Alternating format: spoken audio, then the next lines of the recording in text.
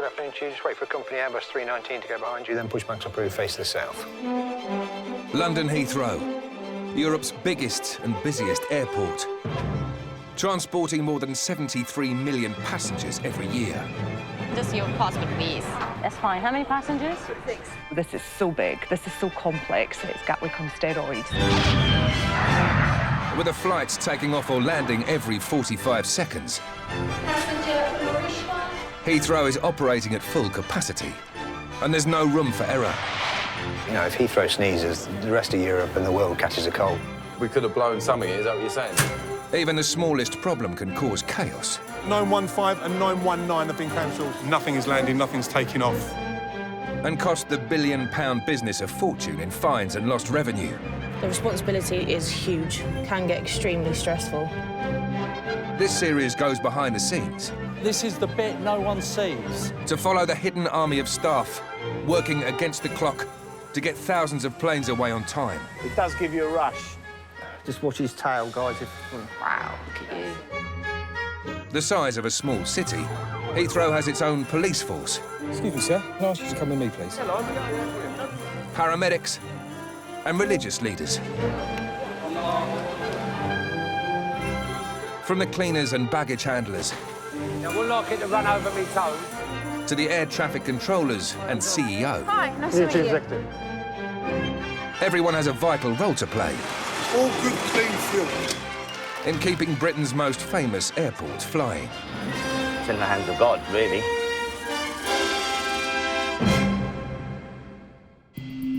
American 135, hold position, contact ground 121.7. You know when you come in at the start of the day that your whole day is going to be full on from about 6 o'clock in the morning till about 11 o'clock at night. Air traffic controller Paul Hooper is starting his shift. South of 567. Yep. Speed at 287, monitor the tower on 118.5. OK, lovely. Happy? Cheers, Tom. All yours. Initially. It's been 927, continue approach. You are number 2 now, the wind 040, 11 knots.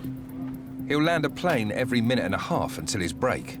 Singapore 308, vacate first right, contact ground on 121.19. Controllers are only allowed to work for 90 minutes before they're required to rest for half an hour. It's a very challenging and demanding job. Behind you, then push approved face north. On a busy arrival hour, we'll probably land about 45 aircraft in that hour.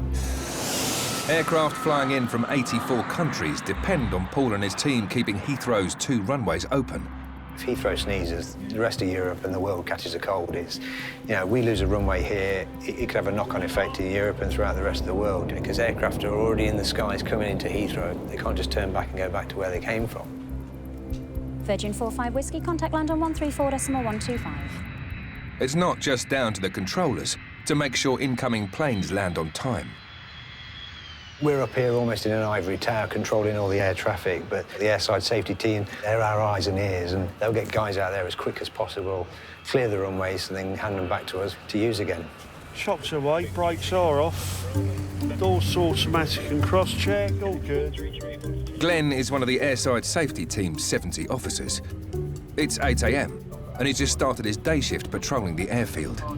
It's all FOD-free. What's FOD? Foreign object debris, basically rubbish. FOD and aeroplanes don't go together. You've only got to get a little bolt like that, get sucked up into the intake of an engine, and it's not good. Ah, there we go. I'm not too sure what that is. Right, what have we got? Well, how on earth does a pair of men's briefs get out on a taxiway? Not my size.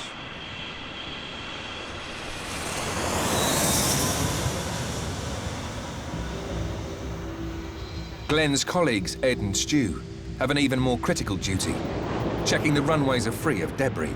We're about to commence our runway inspection of 27 right. They're waiting for the command from Air Traffic Control, or ATC, to enter the arrivals runway. ATC will create a gap for us of about 12 miles. So while we're on the runway, there will be aircraft coming into land still.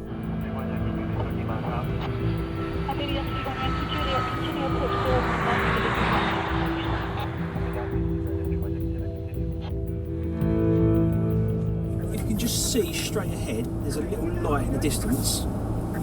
That is an aircraft coming towards us. 4 minutes. About 4 minutes. It's important to drive at a good steady speed so you can take everything in. So if something does happen and there is an accident, then they would look at our inspection, see if we're accountable. Obviously, if we go out there and find the surface starting to break up on the runway, that could even mean a closure of the runway. The guys on the ground, they've got to make that decision. Do we close the runway and cause a lot of problems, or can they deal with it there and then? Is it just something that needs picking up, putting in the back of the truck and driving on, or is it something that's a little bit more serious than that? Runway inspection in progress. Surface wind 330 degrees, 9 knots. Almost looks like there's something up here and we're just off the centre line.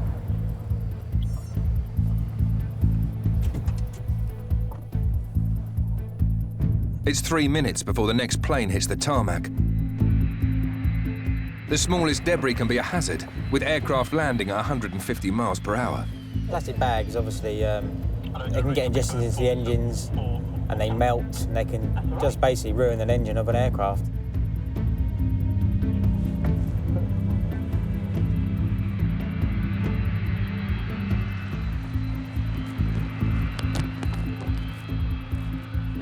Anything like that can get ingested, it can cause millions of pounds worth of damage to an aircraft. So when people are working, picking up a bag and putting it in the bin, it could have just saved millions of pounds. Until the runway's been declared safe, no planes can land. Each minute a plane is delayed costs money. Everyone wants their day to go smoothly. If you don't find anything on the runway, there is a sense of relief. You're quite happy about that. 214 Golf Mike, continue microwave runway 27 left.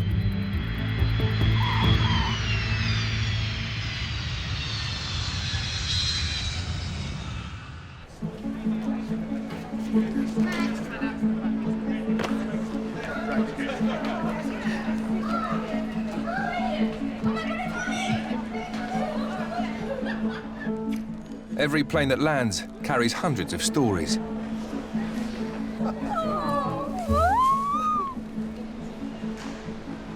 "22-year-old Lewis drove from Devon last night to wait for an American girl he's never even met. There she is with her dog. Her and Ping the dog. I found her on a dating site, and obviously you don't expect someone on a dating site from over 3,000 miles away to be of a romantic interest. You know, you get the classic, oh, is she a man? It's like, no, she's definitely not a man. The rose has wilted a bit. It feels as I do. I was waiting really nervously at the international arrivals for her to come here, and then she was circling overhead, and then they ran out of fuel, so they had to get diverted to Gatwick. So I've been waiting here ever since. Hopefully it'll come alive when she arrives. He's been in arrivals for nearly 3 hours and can't see her flight on the board. I've been to the toilet about 4 times already, just due to the nerves. So she has landed. She has landed. My throat's gone all dry and my heart rate is going and... Whew. It said Terminal 5 when I looked up this morning. I'm waiting for about 3 hours. 3 hours. At least they landed. Landed 11:49. Oh, Terminal 3. You better run. You gotta go. 30 minutes, go. Have I got 30? Yeah, but she landed about... Oh, I don't know. Right. Thanks, bye. Where'd I park? Oh, I've got to pay for parking now as well and everything. I'm having a day.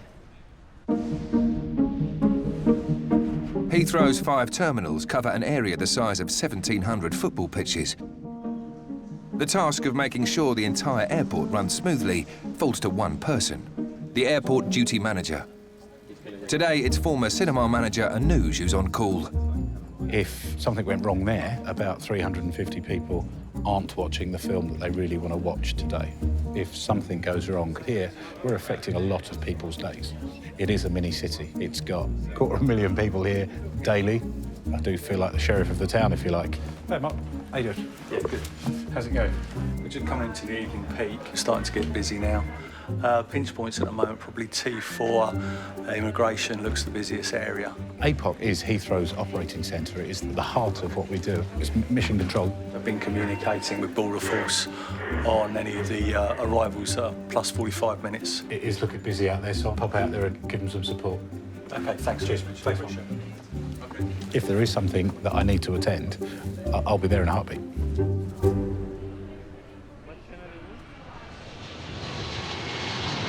What time's the flight? Flight has arrived. But they were due to arrive at 12:05 today, bless them. There's about a 20-minute, half-hour wait on immigration. Oh, right. How old are the children? It's peak time in Terminal 3, and Anuj is helping an anxious family waiting for 2 children travelling unaccompanied from America. We don't know what to do. Oh, my God. When was that? Just now. Is there a number that we can call? Because I can go and meet them. We don't know what to do. Brendan's going to be out of his mind, my brother in America. No, you can't. Have you got a number? No. Lauren, can you phone Deirdre? The young relatives have got lost somewhere between the plane and the arrivals hall. Mum, what are you crying for? They're very mature for their age, Mary. Oscar 1, Sailor. Yeah, I wonder if you can help. I'm just with a group of passengers expecting to meet a couple of unaccompanied minors. Now, they've just had a text message saying there was nobody there to meet us. The cabin crew have got our passports. We don't know what to do. So obviously the guys at the front are a little bit worried. Copy. I'll give Stanley a call back and let him know that they definitely still are at the gate because he's heading up that way. All right, thanks, mate. Cheers. I can imagine how scary that would be for them to be lost in an airport. Yeah. You know what I mean? It's good on behalf of the airline to keep the Probably in the next 10 minutes or isn't so. it? What you'll find is that an airline won't just leave them stranded. Oh, we know that. Yeah, that would never happen. We've had our kids fly. But again, they're probably expecting us to be there. We're there. They don't realise that we can't be there. Is it a Delta flight by any chance? It is a Delta flight, yes. Funnily enough, I've got the duty manager of Delta on the phone right this second. Get them sorted out. If you go, they'll be there now. You'll see them. Just don't go through the doors.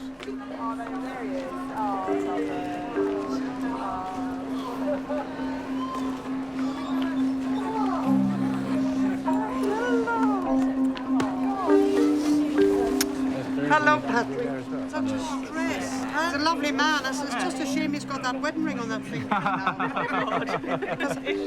As old as I am, I could still do something with a young man. Very naughty. She says this to all the men. Yeah, I was thinking I was special. You are, though, darling. I've got a lovely husband. He's got a nice manner. Right, she's definitely here somewhere. After waiting for 3 hours in the wrong terminal, Lewis is still trying to find his transatlantic internet date. I think our London Eye trip's looking a bit of a non-goer now. It's 12:30 and we're meant to be on the Eye at 2, so...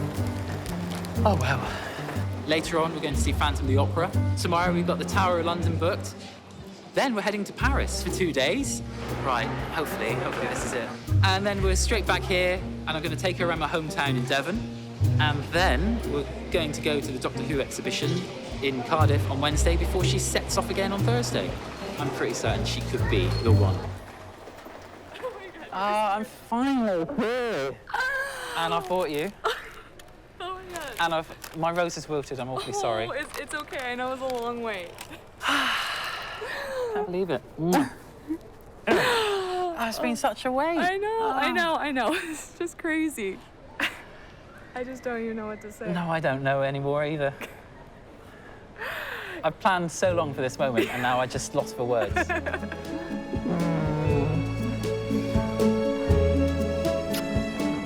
I was just so nervous when we were approaching Heathrow, just circling for a while, and now it's happening, and I'm so happy, and I can't wait to start this wonderful adventure. It's 9 o'clock on Wednesday morning. 5,500 passengers will land at Heathrow over the next hour, and it's down to the baggage handlers to get their bags to them as fast as possible. We're off to stand 326 for the US inbound, and we try and get there before the aircraft gets there. That's the general idea. Well, you've always got to watch where you're going because aircraft have right of way all the time. There's only one winner. They're a little bit bigger than we are. Yeah, that's true. Steve works for Donata, one of the handling agents that compete for the airline's business at Heathrow. Got to please the customer. You please the customer, you keep the contract, and everybody's happy. Everyone keeps their jobs. As supervisor, Steve is responsible for offloading the plane within a strict time limit. From the minute we open the doors for the aircraft, we normally have between 12 and 15 minutes. That's your deadline to get your first bags down to the baggage hall where the passengers are waiting for their bags. Comes in, you offload it, and then the catering trucks come on, the cleaners come on, every man and his dog comes on. And then you load it back up again. The buck stops with me, unfortunately. It's highly pressurised. Yeah. First class. Between 35 and 50 bags in each bin, depending. Generally, they fill them up. Depends how many passengers on the aircraft. The bins, also called unit loading devices, or ULDs, are moved with the aid of electric rollers. This is what drives the ULDs out of the aircraft. You have to put all the stops up so it all stays in place. No stops, then all the cargo and all the ULDs would move. Anything that can't go into bins is carried separately at the back of the plane, in Hold 5. Money, gold, human remains, wild animals, anything could be in Hold 5. The strangest thing I found in Hold 5 was an American bullfrog about this big. He was on his side and he was frozen. But it's all secure now. We just ring base to tell them that the offload's complete. It's all about getting the bags down to the baggage hall for the customer. So the minimum weight, you know what it's like when you get off the aircraft. You want your bags. This is how they get them. Job done.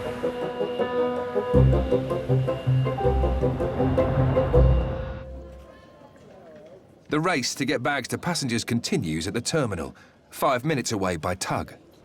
A lot of bags. It's a lot of bags. Especially when you get about 10 of them coming at one time. That's that gym work, man. Alex is one of just 4 baggage handlers hauling the flight load of 300 suitcases. As long as it ain't got an orange sticker in it, not too bad. Anything that's got an orange sticker in it, approach with caution. Many of Heathrow's systems have been automated. But at Terminal 3, there's still only one way to get an arriving bag to a belt. I don't think they actually realise most of the stuff that's done in this airport is manual. Get it done as quickly as possible. Passengers are waiting for them, they can collect them, be on their merry way. Hopefully, God willing.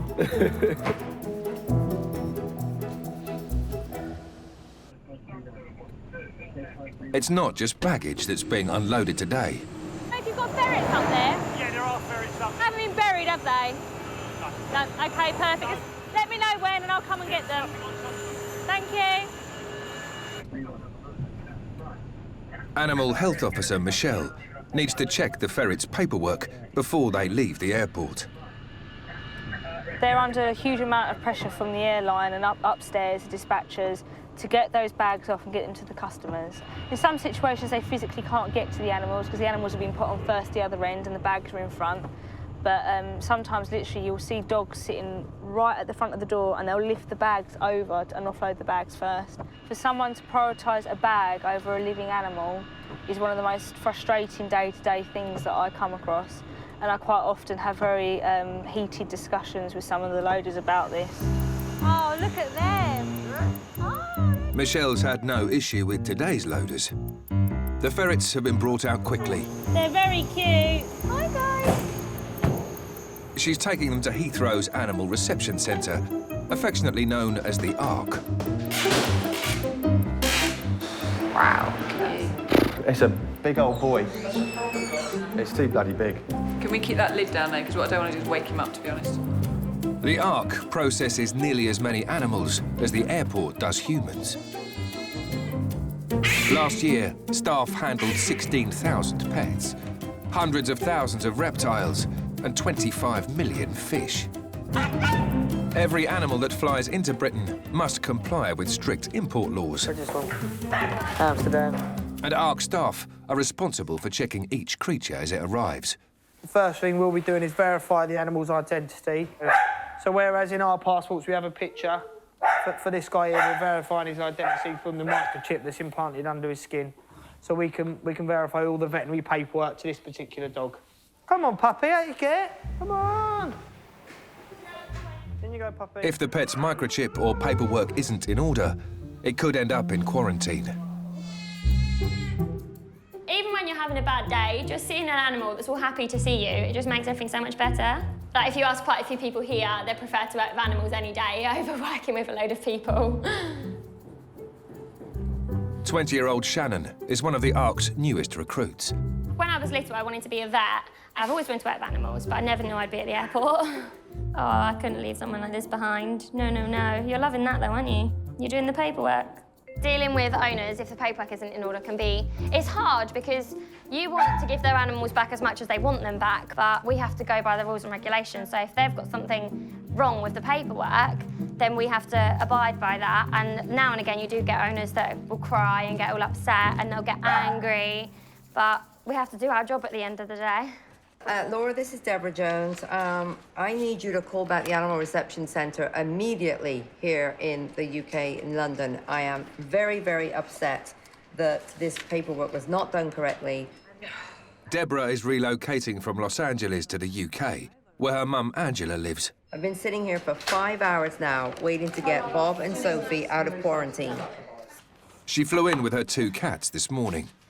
There's one just at the front and then one right at the back. They seem a bit scared, seem a bit nervous. You have the number. It's already been given to you by a young woman that is handling our situation here. And I need you to call them back immediately or get the vaccine lot number for Bob's rabies vaccine faxed over to that number within the next 5 minutes, okay? 5 minutes. Bye-bye.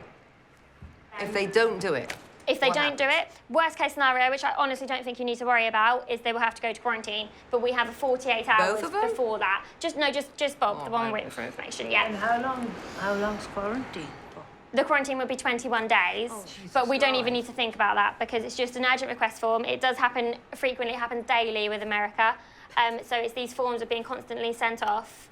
So honestly, it's nothing to worry about. We just need the vet. I just want your fault. No, I'm just I completely understand that. We want your cats back to you as soon as we can as well. We really do. And we can't even see them. I just want to make sure that they're hydrated. I can I know sure you they said are fine, that but they if you were, prefer but a Bob vet to has check... issues with, Yeah, no, if you prefer a vet to check, I can ask them if you want me to. It's entirely up to you. And you haven't seen them go to the bathroom or anything yet? They haven't used the list tray yet, no. Okay. Good afternoon, APOC. Fire, police or ambulance? Back in Heathrow's control centre, APOC, a call is coming in on the airport's internal emergency line. OK, if you're on the line, I'll put you through to the police here at Heathrow and you can explain to them what happened, OK? We have about 200,000 passengers coming through every day, and it's important that we can get help to them as quick as possible. We can get up to 30, 40 ambulance calls per day. The airport pays the London Ambulance Service to have paramedics on site. Inside the terminals, the quickest way to reach patients is by bike. We are, in effect, an emergency ambulance. We've got everything that an ambulance has got. I have a gentleman with me, and he's conscious and breathing, over. Claire has been called to help a passenger who has just flown in after injuring his back, cliff jumping in Mexico.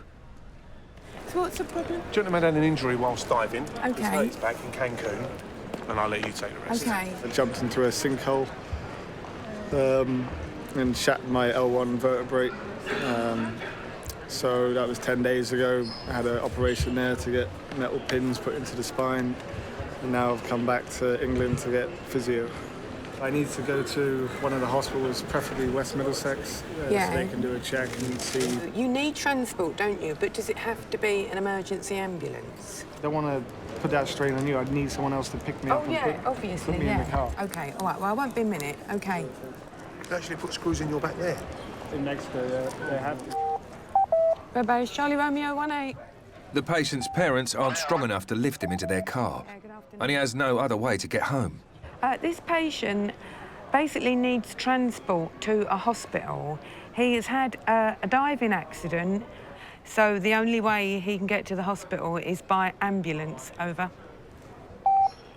Okay, I've got nothing available right now. As soon as I can, I will. Roger, over. Roger, thank you. I went in feet first straight, and then as I approached the water, I kind of bent And I think my arse just took all the force as it went into it. Right. Oh. Right, so I've spoken to my control. They have got no emergency ambulance to send at the moment. I might be able to get hold of another person, like another paramedic, and between the two of us, we can get you into your parents' car. Or do you want to wait and I can keep an ambulance running?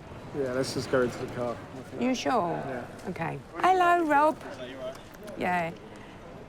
OK. We can have an arm each, can't we? Yeah. What do you think? Because I don't want to hurt you at all. We'll get them out of the way. It's just the sight. If that side's Rob, it's all right. Can you put that other one in? There we go. There we are. What we're talking about. Yeah, just yeah. I know. Oh, sorry. Oh, sorry. London Ambulance Service would have sent an ambulance if that was the only way he could get home, because it's duty of care. But he may have had to wait a little while. It would be a low category call, wouldn't it? Yeah, Just yeah. because it's not an acute problem. It's happened a couple of weeks ago or whenever. And Yeah, it's yeah. happened right here and now. We got there in the end, didn't we, Rob? We did. Couldn't have done it without you.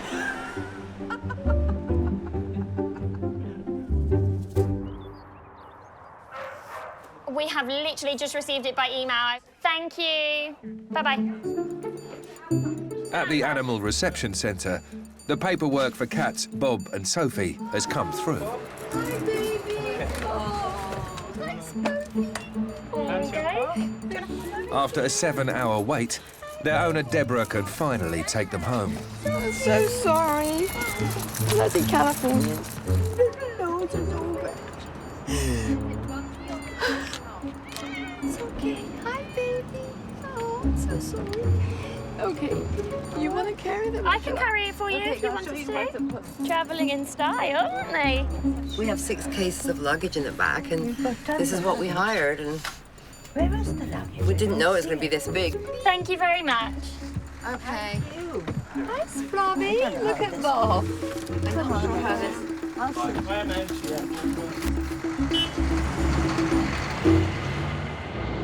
Heathrow is Britain's biggest and most important airport. To protect it, the Metropolitan Police is a command unit of 400 officers based on site. It's a perfect place to check databases of all law enforcement agencies and see if someone's wanted. And I can sometimes know 12 hours ago, a man I need to arrest has got on a plane in Singapore and they will be landing. And I've got like 7, 8, 9 hours to prepare to meet them at the end of a jetty and arrest them. 5 hours into their shift, duty officers Neil and Mark have had a tip-off about a suspect on an inbound flight from Canada. Safety's on. Cheers, Gaffer. Quite a serious offence. He's wanted for fraud. He may think he's got away with it and he's gone off to Canada. We've got the intelligence to see he's on board. So we're going to know where he is, we're going to know what time he is, so therefore we will go on the aircraft and meet him.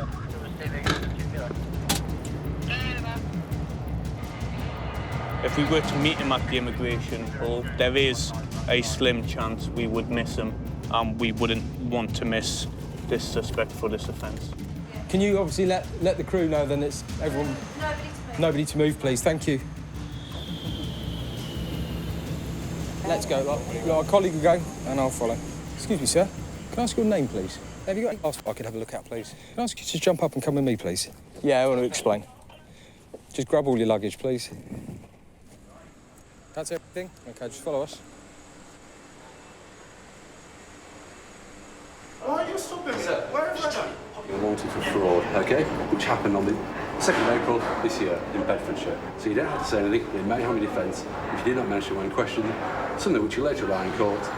Anything you do say may be given in evidence. Turn yourself around for me, please. If we deem anyone to be dangerous or unsafe, they won't be getting walked through a public area. We have other means of getting them landside and landing them officially. Everything's under control. The suspect will be taken to a local police station for further questioning. Animal Health Officer Vicky also needs to intercept a passenger getting off a plane today. Just off to a United flight, which is carrying emotional support animal, 2 dogs that are travelling in the cabin. Under US legislation, pets don't have to fly in the hold. as long as the passenger has a doctor's note saying they need the pet with them for emotional support. I heard someone went out with a pygmy hedgehog once, and I'd quite like to know what support that gave them in the cabin, but there we are. Emotional support animals have to pay, and it's £340 to come into the cabin. To fly in the hold, it can be a lot more, around sort of £800 or so. Hi there, are you Tony? Yeah. I'm Vicky, I'm from the animal reception. Have you had a nice flight? Yeah, I did. I mean, I'm terrified to fly.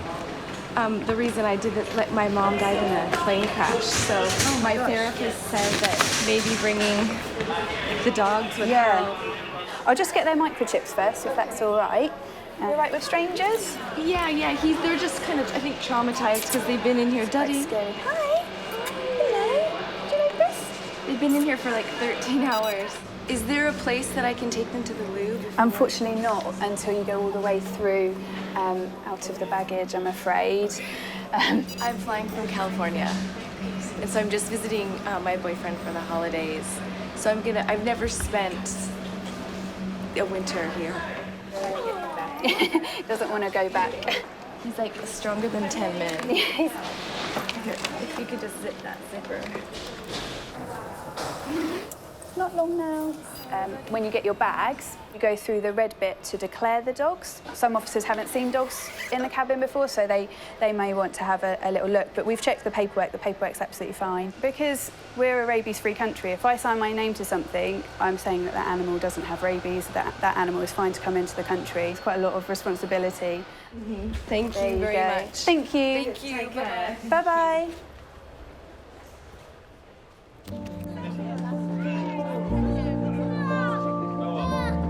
Most passengers leave the airport as soon as they've got their bags.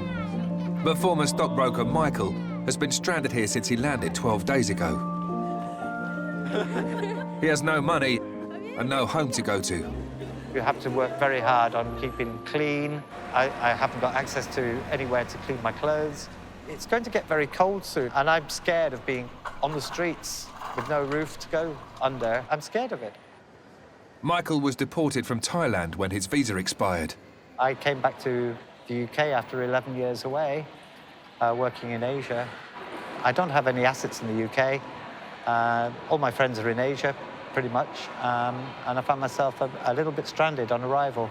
You're better off with the cheaper ones because you can get more. That's perfect. Fortunately for Michael, because he flew into Heathrow, he can get help from the UK's only airport-based social workers, Travel Care. We work with deportees, homelessness, victims of crime, forced marriages, returnees, anybody who just needs the time and attention to resolve the situation. Now, Michael, I gather you've got a job centre appointment today? This afternoon. Is it this afternoon? Yes, that's right. 10 to 3 this afternoon. 10 to 3. OK.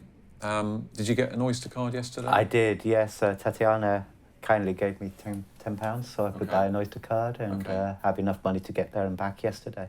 OK, well, what we'll do, we'll top it up so you can get to that appointment. Appreciate your help. I really do. OK. Some people, they pick up the phone to a loved one or a friend and their situation's solved straight away. But other people, such as in Michael's case, maybe not as clear-cut as that, and the family may be not around anymore or just not in contact. You know, I appreciate this kind of help because it's pointed me in directions I wouldn't have otherwise been able to find out for myself. Trying to help people get out of the airport, start to move their situation forward. The bus driver tells you which stop. Just keep an eye on the display screen. OK? Armed with a bus pass, Michael can now get to his job centre appointments. But he will be back to sleep at the airport tonight.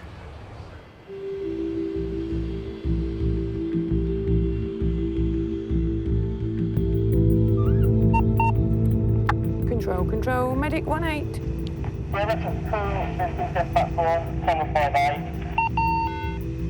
Paramedic Claire has had a high priority call to meet the early evening flight coming in from Delhi. When you're called to a plane, I don't think you can ever guess what the patient's going to present with. We get heart attacks, we get people dying on planes. For the passengers, it's all worse because it's up in the plane, they can't get off. person feels more vulnerable.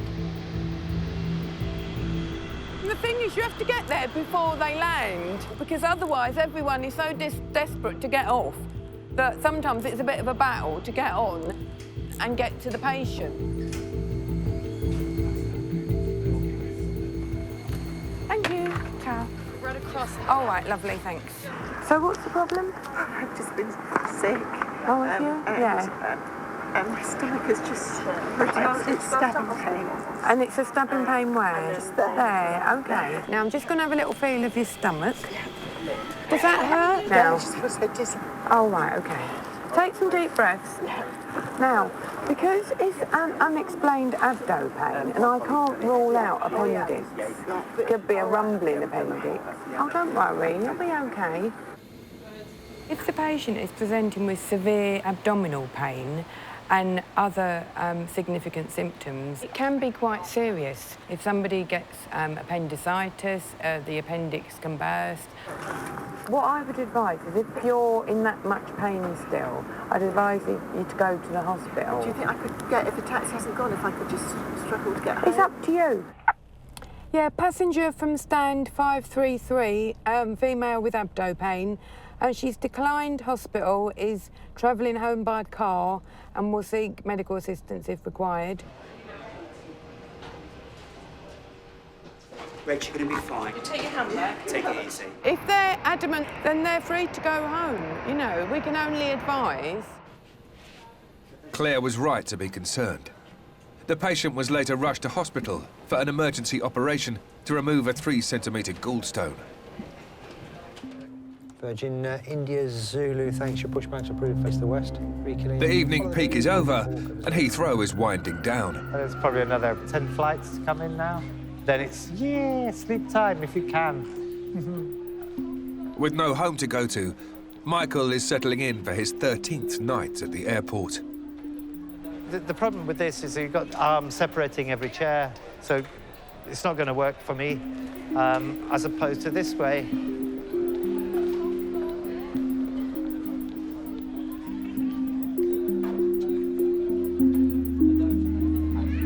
And suddenly I've got an improvement on either side of this one. In fact, this is where I slept last night. This is my bed. I'm aware if somebody tries to break in, there's 2 zips, put that against the arm, because if I don't have an arm, it's fall off, it wakes me up. Don't like that. This is just after my house was completed. Photos are all Michael has left of his life abroad. That's my wife, ex-wife. But these were happy days, really happy days. I just didn't have a clue what was going to happen. That would have to come close to me. When Michael's relationship broke down, he was left with nothing. I expected to be working in Thailand. I didn't expect ever to get deported. Shoes off, feet up, pillow. Oh, deep joy. While his claim for benefits is being assessed, Michael is stuck living in Terminal 3. Do you know what kind of box it's travelled in? Animal Health Officer Tara is starting her night shift. She and her colleagues are preparing for a dangerous guest. Need a bit of muscle for that. It's not ideal to arrive at 10 o'clock at night when there's only 2 members of staff. I mean, personally, I've not been here that long. To me, it's probably one of the most dangerous animals. So, I mean, I just have to be quite on the ball and make sure that the cage is up to scratch. Feeling the pressure a little bit. The crate has flown in from Greece and will be going on to San Diego Zoo tomorrow. It's a very big box.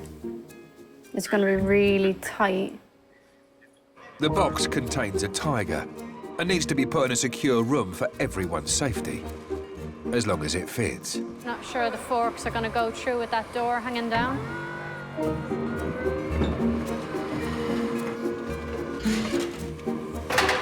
I'm concerned about the integrity of the box. Am I looking at turning now? I'm not the best person to be driving this.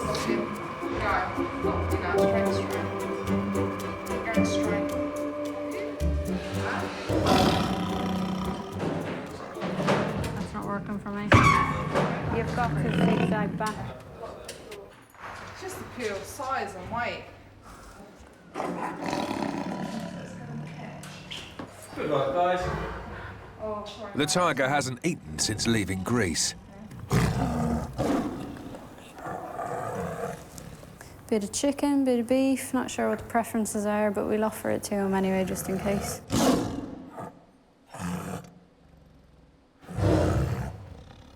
Can't wait for the next mouthful. We've gone size those teeth.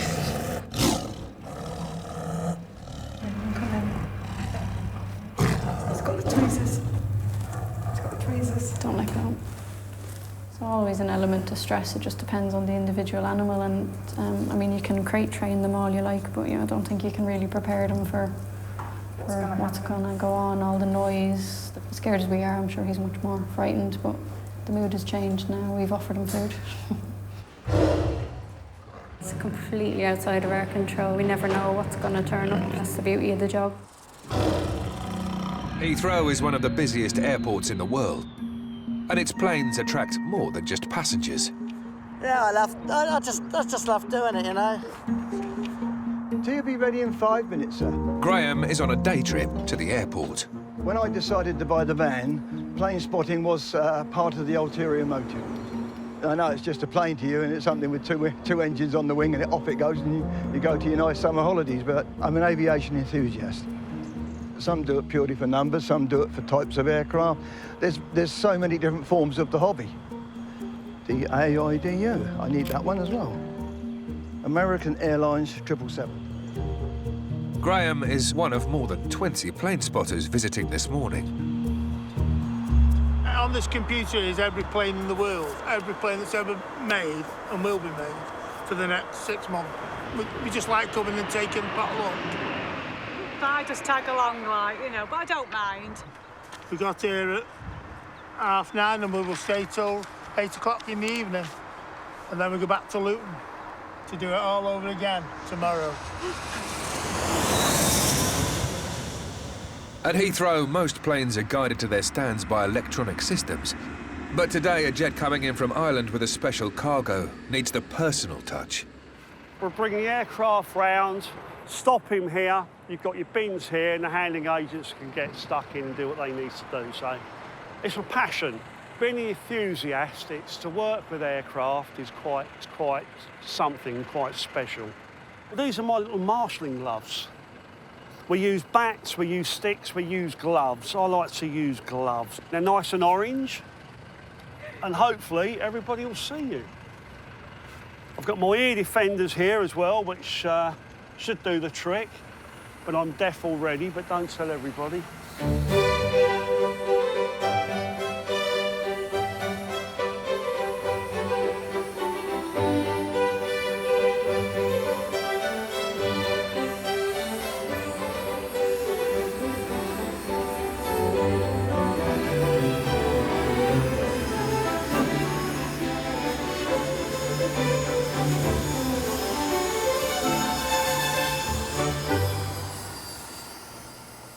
The plane's cargo is one prize-winning racehorse on a stopover to Australia to compete in the Melbourne Cup. He's going down for the Cox Plate in Melbourne.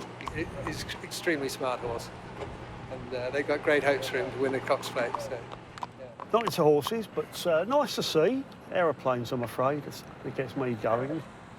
After 30 years at Heathrow, Glenn is a walking encyclopedia of aircraft. You've got a few photos of planes? I've got a few thousand. I've got slides, I've got photographs, I've got JPEGs.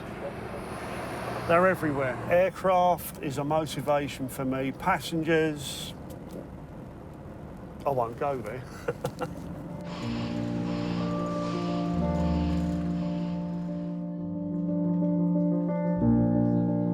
Michael's been stuck at Heathrow for more than 2 weeks, but he's finally had some good news. I did a very, very unusual thing, and I just followed the signpost within the airport terminal, and it said chapel. I'm not a religious person. I'm totally agnostic.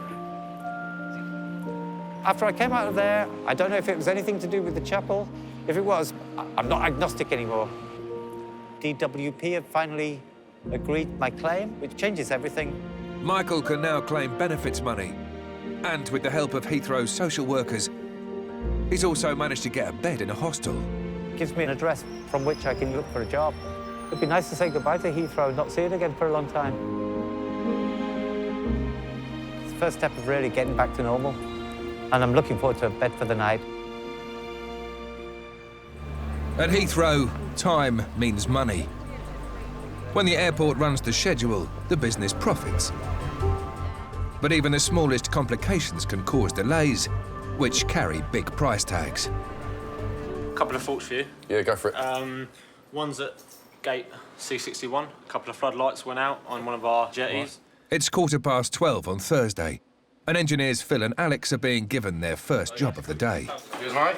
More than you're worth, mate, so be careful with them.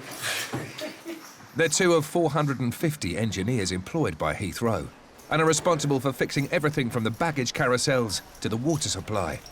I really don't like flying. Yeah, I used to love it when I was a kid. You know, taking off, it was like a little bit of a roller coaster ride. But nowadays, I think since getting into engineering, I know, you know, nuts and bolts. I know they can fail sometimes, and it just kind of plays on my mind while I'm in the air. Phil and Alex have been sent to repair a light on one of the 215 jetties that allow passengers to disembark aircraft. Actually, you might as well leave it where it is for now.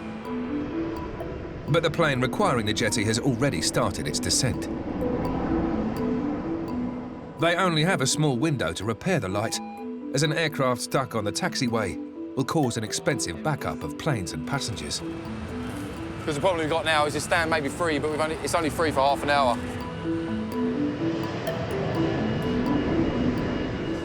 You got an adjustable?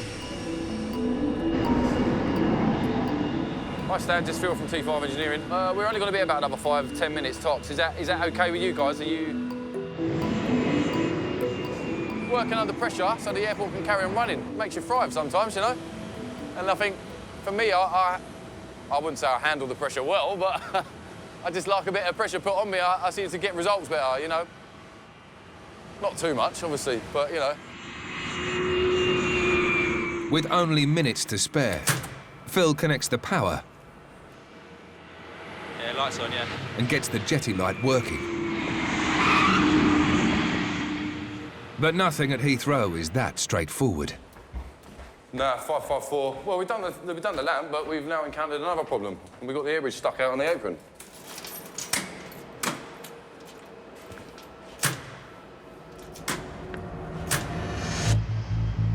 There are hundreds of companies based at the airport, and they're all reliant on planes arriving and departing on time. Phil and Alex are in danger of throwing them out of sync, costing Heathrow thousands. This is what I don't understand. All we've done is fit that new lamp. I don't understand why we haven't touched anything else. So we could have blown something, is that what you're saying? What's your priority here? Just to get the stand clear so they can get the plane on it. Whatever we did with fitting that lamp has knocked out the air bridge because we've got no drive.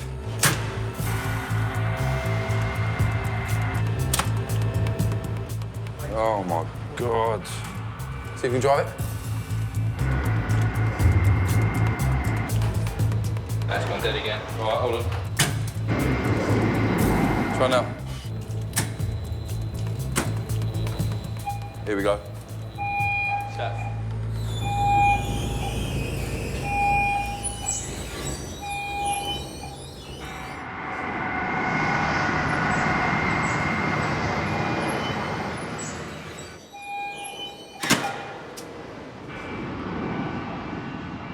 Yeah, well, that's what I mean about pressure.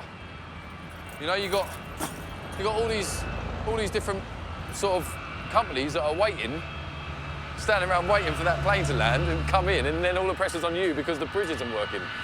So yeah, you kind of, I mean, it's good in one way, you know, but sometimes it's a bit, oh, bloody hell.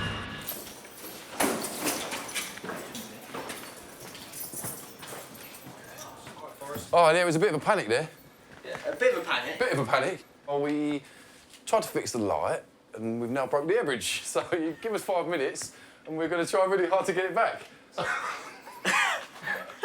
Not our fault. So glad I picked that job for you. Philippines 720, contact ground 121.7. Speedbird 295, hold position, contact ground 121.850. Over 200,000 passengers pass through Heathrow's doors every day. Got a start time of on the hour. I'll call you back then unless it improves. The airport is constantly striving to attract more business. But only having 2 runways restricts the number of flights that can land. Speedbird 556, runway 27 left, clear for takeoff, service in 340 degrees, 10 knots. To solve this problem, Heathrow has invested millions of pounds in helping to build bigger and bigger planes. This Qantas A380 has just landed from Sydney and never fails to turn heads.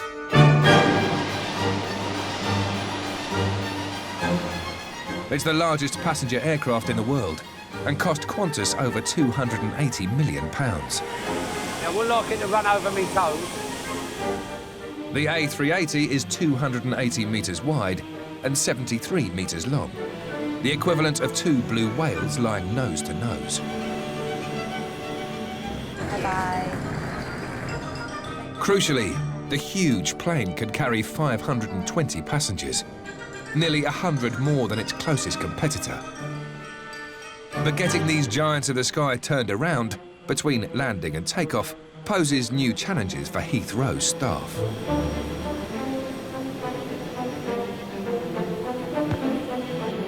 Whoa!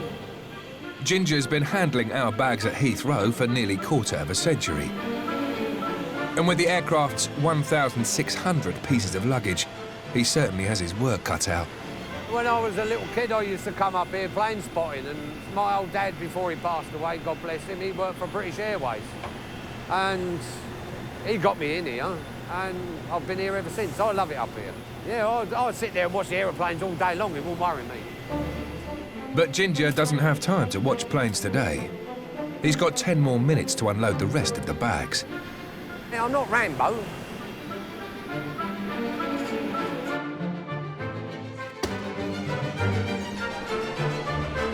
As the bags come off, the fuel goes on. And the A380 is a thirsty beast. Its tank can hold over 320,000 litres, costing more than £120,000. All good clean fuel. Under the plane, the engineer is checking for any faults. Looking at the any damage on the wings, same as we did on the other side. Anything that's missing, anything that doesn't look right. While an army of cleaners has been dispatched to make sure the aircraft is looking its best. They don't have long. The giant plane is expected to take off again later today.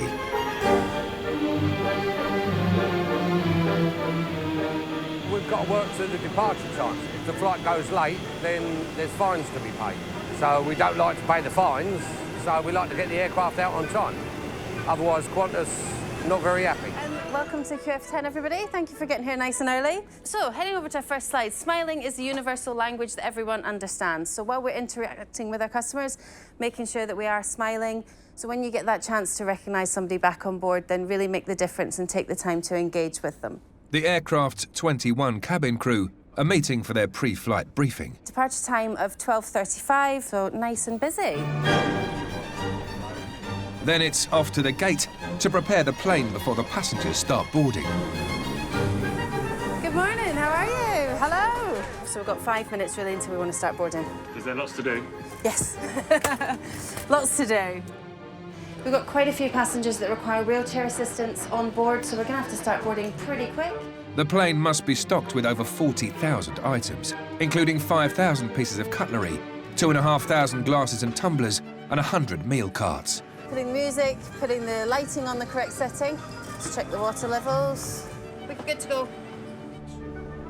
At the departure gate, Lovely. the A380's hundreds of passengers are starting to assemble. How are we doing, ma'am?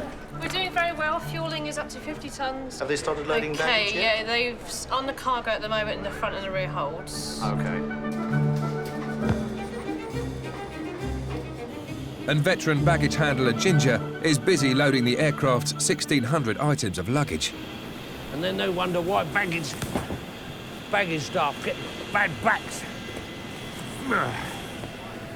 Well, this is some poor soul's ashes. I haven't got a problem with carrying someone's ashes. You know, we've all got to go sometime in life. So, God bless you, mate. Hope you have a safe journey. Or lady, whichever. Oh, we'll put you in there. That way you won't move then. That's it. All nice and tight. Oh, Jesus Christ. Before the aircraft can take off, the Qantas pilots must perform one final check to make sure that everything is in order. We're looking for any obvious leaks in the hydraulic lines. There's also ground gear pin locking mechanisms. If they're in there when we depart, the landing gear won't come up. That would look pretty bad on us. If there was something that had been overlooked or something that had occurred, the clock will ultimately stop with the crew. Once boarding is underway, first class will board on the left-hand side through gate door C. Once again, welcome to Qantas. Thank you, guys. We should be pretty much boarding straight away. Thanks a lot.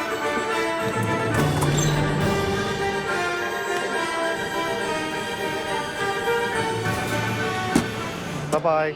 Thank you, sir. Just first door on the left. Lovely. Welcome. Thank you. That's everybody on? On time?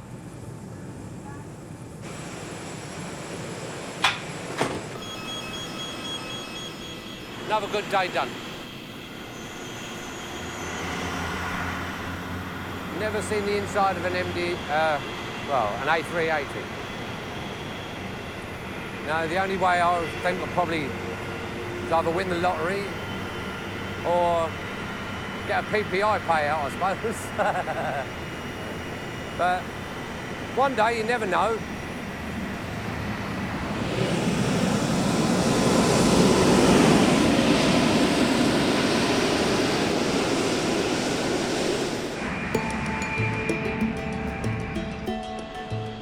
Last year, Heathrow received 73 million passengers, and with even greater numbers expected in 2015, the airport is feeling the strain. Heathrow operates at full capacity. Every 45 seconds, a plane either lands or takes off throughout the day. That doesn't happen at any other airport in the world. And the challenges that brings is that if anything goes wrong, then suddenly there's a huge knock-on effect. And there's quite a significant cost to us if we don't get it right. To relieve some of the pressure, Heathrow has spent 4 years and £2.5 billion demolishing and rebuilding a new state-of-the-art Terminal 2. Our job as the airport is to make sure you can get into the airport, through the airport and on your way as quickly as we can. And that's what we've done here with Terminal 2. And with so much money and Heathrow's reputation at stake, it's imperative that the new Terminal 2 is a success. This morning, at 1 minute to 6, it will be receiving its first passengers. We're going to be making a little bit of Heathrow history, which is pretty exciting, a wee bit daunting. In the control room, Fiona, the head of passenger experience, is giving her team one final pep talk. We good? Yeah, we're good to go. So we're just waiting on the first flight now. I'm feeling apprehensive. We're getting the first flight in and the first flight out. That'll be, I think, a bit of a comfort. But to be honest, we want the whole day schedule to go without a hitch. So until 2100 this evening, we've got our 2 last arrivals in. That's the point I think we can take a sigh of relief. Central's open for business. People are checking in. First flight's in at 5:59, so 1 hour's time. Service team leader Demetrius is looking out for anything that could derail the day's events. There's probably going to be a bit of nerves about, but this is what we've been working for, so... You can't beat it. There she is. It's our first flight coming in, United from Chicago.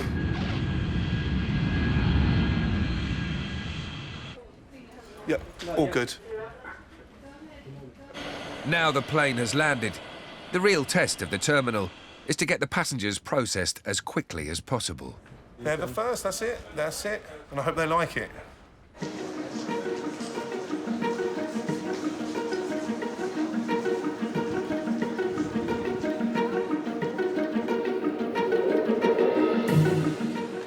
Planes are moving, which is great. The passengers are moving. There's no queues in check-in and the bags are moving. So that's what we needed to happen. So thank you for what you're doing down here. Terminal 27 Centre, may I help you? But no terminal at Heathrow can rest on its laurels. We've got the inbound United flight, which is coming in at gate 43. It does mean a hell of a lot to me. I've been here since the beginning. It's fresh. It's a new start for everyone. So, yeah, I'd say Terminal 2 will be the best in the world.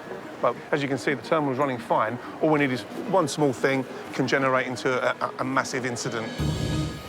Anything can happen at the airport.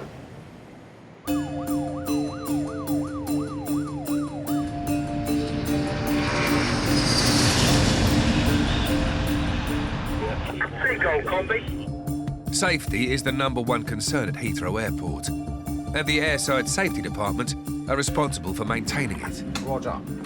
Take the first left, John Alpha, Yankee, 520 for push lock. Airfield up, Seagull. They deal with everything, from marshalling aircraft to removing hazardous debris from the runway. Ross, has anyone got a piece of cutting equipment? But one of the biggest risks to aircraft and the smooth running of Heathrow's whole operation are birds.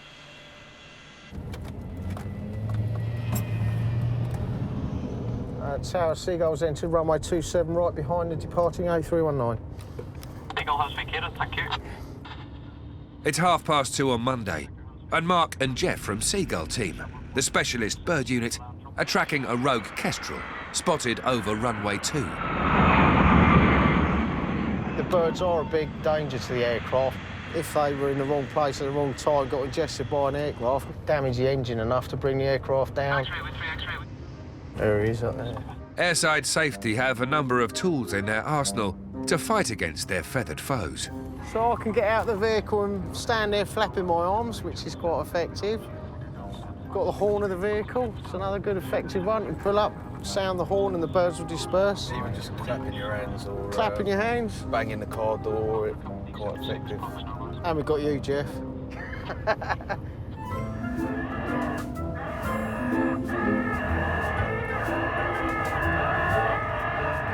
We've got kestrels, falcons, we've got golden plovers. They're all distress calls that have been recorded to disperse the birds. We'll try a falcon.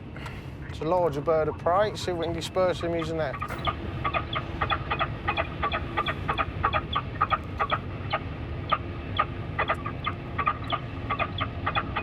Not having too much effect. It's a bit of a battle with the kestrels.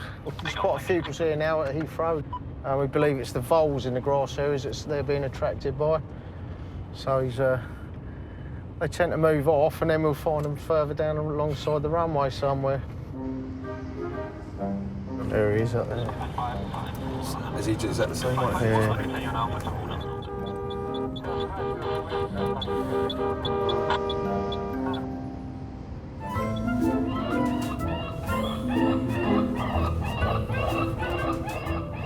It's a cat and mouse game at the moment.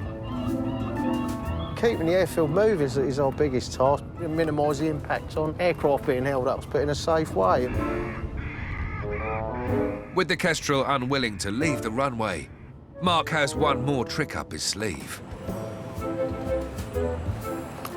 His trusty starting pistol.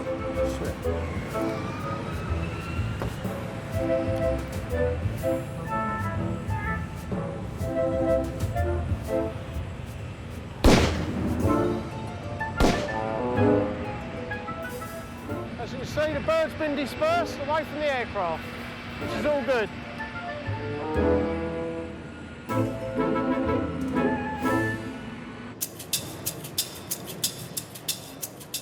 Back in Heathrow's recently opened multi-billion-pound Terminal 2, the news isn't good. Parce qu'il n'est pas parti de Montréal. À cause de problèmes techniques. A delayed flight to Canada, coinciding with one of the busiest periods of the day, has resulted in the check-in area being overrun. It's chaos, isn't it? It's chaos. Everywhere it's chaos. Echo base, copy, thank you. Right, OK. Demetrius has been dispatched to deal with the unhappy passengers. Right, so you need to check in on the self-service machines, Yeah, get we your tried baggage that, tagged. it didn't work. So then you stand here and wait for you to go to the check-in assistance desk, just behind this gentleman here. Thank you. The new high-tech machines, which allow passengers to tag their own baggage, are also meeting some resistance. Right, you need to go to the self-service machines. No, I don't do them. You have to, sir, otherwise you can't get your bags checked in. I don't want to. I want to get on the bloody plane. Yeah, so you need to get your bags tagged, otherwise your bags won't make it. So you need to get bag tags, boarding cards. Yeah, so try and use the machines to check in. So a pretty simple step. But with passengers still disorientated and financial penalties looming, Demetrius breaks out his secret weapon.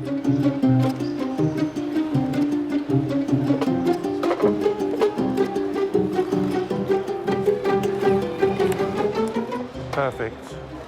Out here, there's one objective, get them in that line and get their bags sent down because we've got more to follow. So, yeah, you sort of like get into a zone and you start focusing, you know what to do, just get on with it. I'm going to send you some passengers.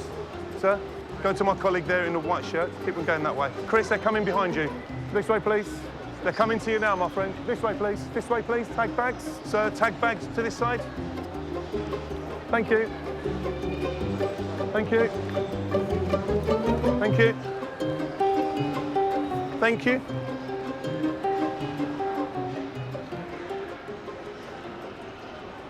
Day in the life in Terminal 2.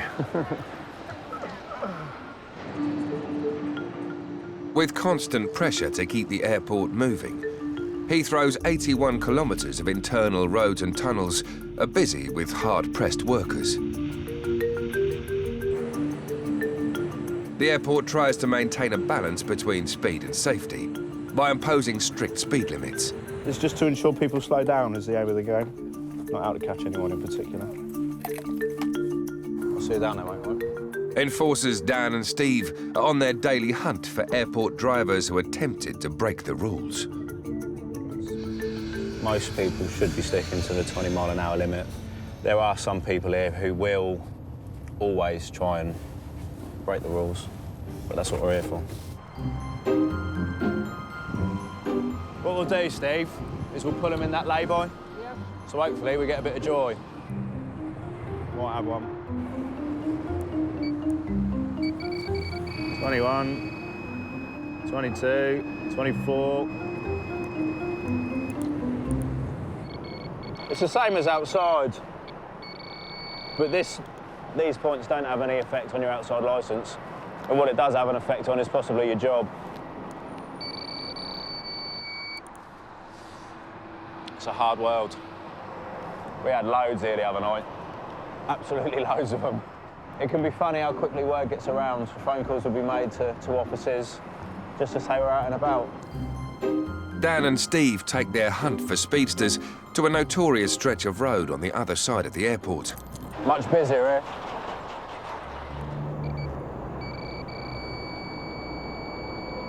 Right, 39's a bit wrong. Hopefully it stays on the camera until he gets here. Afternoon, sir. Speed limit in the tunnel? 39. Airside driving permit and blue pass, please. With their first ticket in the bag, business really starts to pick up. Number 2. Speed limit on the airside right? 20, isn't it? 36 and going, but I took the finger off. All right? 36 miles an hour. I do feel for people. There's always a finger of blame to point at someone if an aircraft's late. You are under a lot of pressure, and the last thing you need is someone in a high-vis jacket pulling you over, telling you that you've gone 6 miles an hour over the speed limit. But I've seen videos from the police say 6 miles an hour can make all the difference when you go into someone's. He was not a happy bunny. He thinks we should have better things to do. Hey? He said he thinks we should have better things to do. And why have we picked on him when we've let so many other people go? But yeah, real attitude problem, that guy. I don't understand why people get upset and annoyed. Everyone's got a job to do. Right, let's see if we can get one more.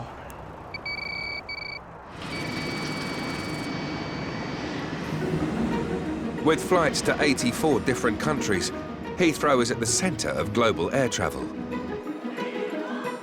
But what makes the airport appeal to passengers and businesses can also attract unwanted guests.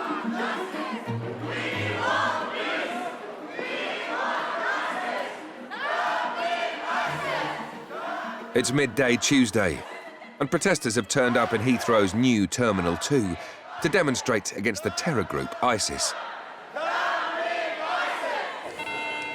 Name a base, say that. Duty manager Andy is responsible for maintaining the peace in the terminal. We're trying to negotiate with this protesters to go out on the forecourt. Are we able to make start of closing the inner lane on the departures forecourt just to keep traffic away over? If the protest gets out of hand, it could become a PR disaster for Terminal 2, the newest jewel in Heathrow's crown, and cause costly disruptions. Why Heathrow? Because we know that lots of people from around the world actually come in and out of Heathrow. We wanted to get our voices heard to those people. I've made my way back to T2, standing by with Lima 2. Yeah, that's copied. I don't know if you heard the last message, Dan. We've offered them the opportunity to come out and protest on the forecourt, but they're not playing ball at the moment. You're supposed to help us, not to surround us, not to watch us. If ISIS come to victory in Kobani, will be big boost for them, and tomorrow come to you 1-to-1. They've declined our offer to go and stand outside and protest. The police have said they can start taking them out. It's going to get a bit messy if we start arresting people here at the moment.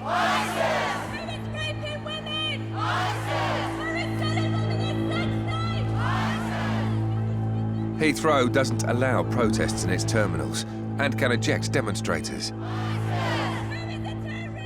And he has a difficult decision to make. What I would suggest is to leave them where they are now. I don't want to have anyone being dragged out of the terminal being arrested.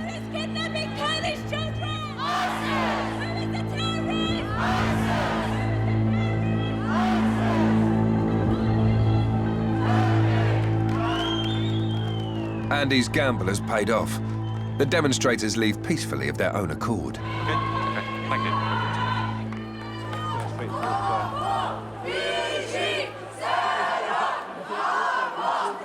Good luck with your protest. Thank you very much. All right. Thank you very much for being so patient with us. Everything I works out for you, appreciate yeah? this very, very much, and the whole community do as well. Okay. Good luck with you, all right? Okay, cheers. Well, they didn't stop our operation. We didn't stop their protest. Feels like, at the moment, a bit of a win-win for us right now.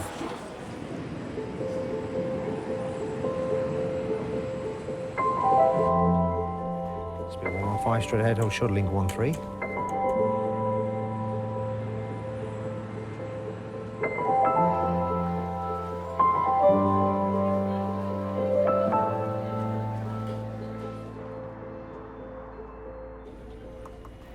Lufthansa 3 Kilo Yankee. Just wait for the Virgin 320 behind you to taxi away, then push approved face west. Shamrock 172, good evening to you. Follow the green lights, just and it's 221 left. Heathrow never sleeps. While the last flight departs at 11 p.m, the rest of the night provides an opportunity for essential maintenance work to be carried out. Yeah, we're on our way to Sierra 4 now. That's the southern part of the runway. It's 20 past 10, and foreman Peter and a team of 23 asphalters are waiting on the edge of the runway. They work for a private firm hired to resurface a large section of the runway, and need to be finished by the time Heathrow's first arrival lands in the morning. We can't actually access the runway until the last flight is out. Time is the most important thing. If everything goes right, you usually got an hour to three-quarters of playtime. But it isn't just the clock that Peter and his team are up against. Just the hint of rain it's a no-no. It's a stop then. It's in the hands of God, really. Speed 256, follow the greens, hold short of Delta, stand is 561. As you can see now, we're all ready to rock and roll.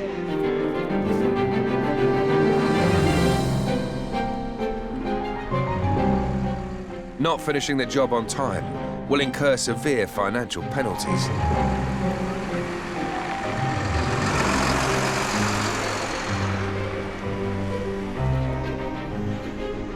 When we got on at 22:45, we should all be wrapped up around about 4 o'clock.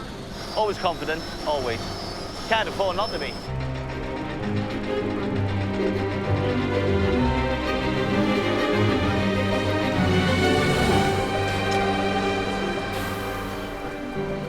In their 6-hour window, the team must lay over 285 tonnes of asphalt.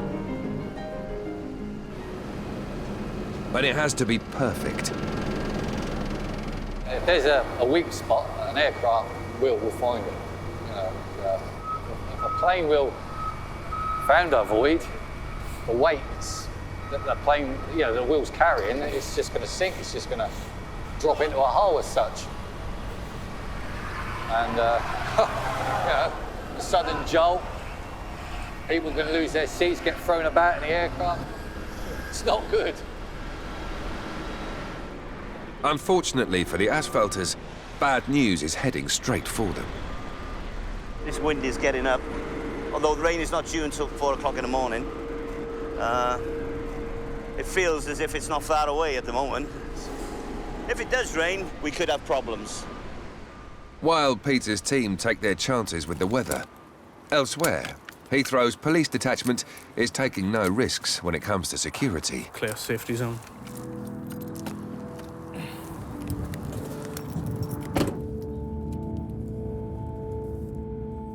The airport becomes a different world at night time. It's just got a different feel to it, really. The whole night is different, I think. The airport's 24 hours. It doesn't close down. You know, it's not like other airports where they lock the doors. There's a hell of a lot we don't know.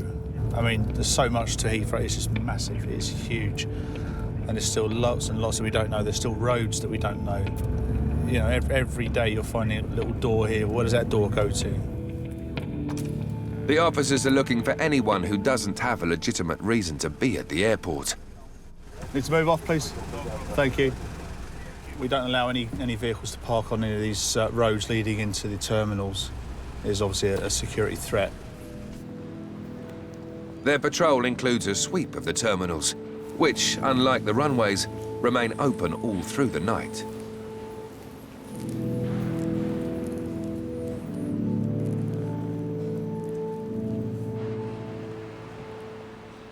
Have you got any ID with you, your passport or anything like that? Or have you got a ticket? Yeah, I got my passport. I think so, yeah. Let me see, like, this is my flight, innit? So when's that for? No, this is my last flight when I come here. So you came from Stockholm? Yeah. And what's the purpose of the visit? For me to go around and shop. All That's right. why I come just to wait. And tomorrow I go around. In the day is okay, but the night I don't want to be there. I was in city center, but I just come back because I was like, it's better for me to be here because I don't know it's not safe to be there. All right. Where did you sleep last night? Last night I stayed in the city center because I go around in Victoria Station just to wait, like, so when I go home. Okay. Are you homeless at the moment, mate? What do you say? Are you homeless at the moment? No, I'm not. Okay. Keep your head down. Make sure you clear your rubbish up. Get out by 6 and everyone will be happy. All right? Yeah, okay, no problem. Okay? Yeah. All right. We do get a lot of people that are homeless, haven't got anywhere to sleep, really. They do bring with them their own suitcases and bags with the intention of looking like a bona fide passenger. It does attract a lot of homeless people. It's warm, it's dry, there's facilities to use, and if we can assist them in any way we can, we will. But obviously, it is an offence against the Heathrow bylaws, which we are here to enforce. Are you homeless? No, yeah. Have you been in contact with any social services at all? No. You got money with you? Not yet. You haven't got any money? No. Where'd you sleep last night? Here? No, no, it's not on me. No, hostel. You don't believe me?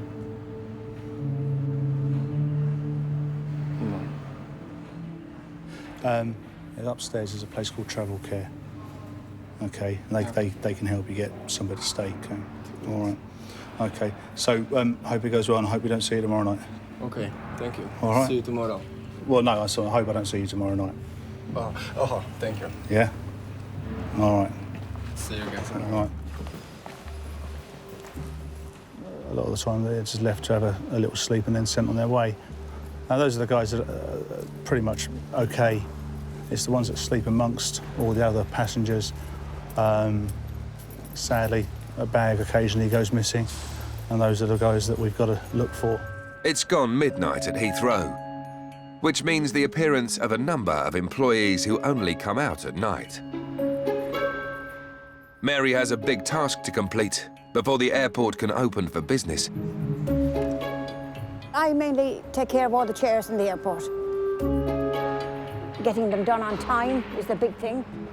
Because we finish this all by 4:30, because customers start coming before 5 o'clock.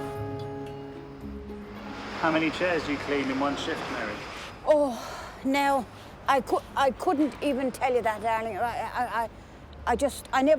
I never count them as such. I never have time to count them. I just keep going like this. It's very important, actually. Even when you go anywhere, restaurant or even in the underground, and before you sit down, you look at the chair. So we try and keep them all looking good. It's nice when you see them done. Job satisfaction, you know, when you've got them all done and they look nice. And when you have no complaints. That's the best part.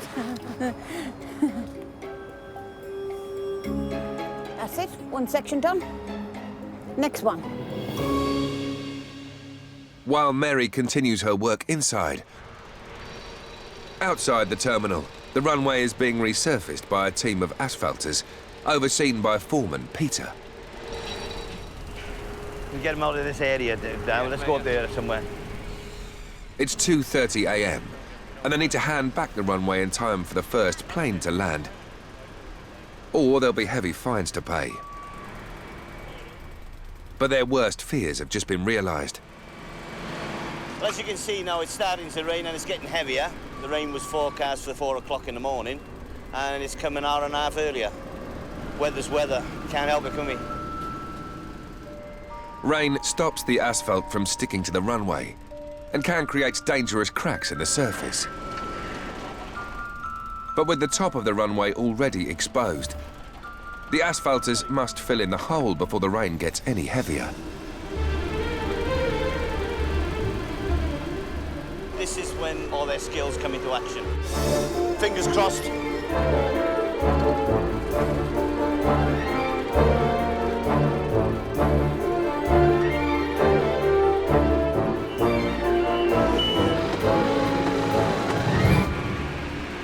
It's a close call, but it looks like Peter and his team will get the job done. I think we've beat the rain. We're nearly finished. It's just a matter of cleaning up operation now. Get the white lines on. That'll be it. I'm gonna go home now, have a shower, cup of tea, and see the wife off to work. Now all the workers must clear the runway. The first arrival of the day is already making its approach. Got 2 Mike, thank you very much. Hold position and contact ground 121.7. So with 295, start time of 1256. I'll call you back then unless it improves.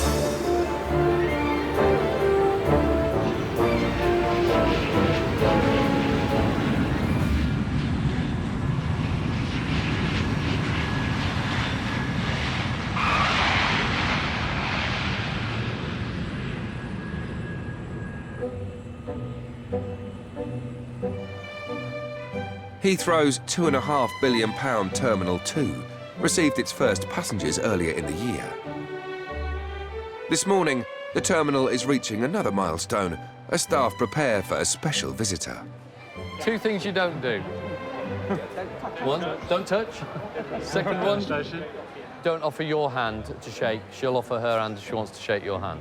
The Queen is coming to officially open the building, as she did with the previous Terminal 2 over half a century ago. It gives me great pleasure to inaugurate this terminal and to name this building Queen's Building.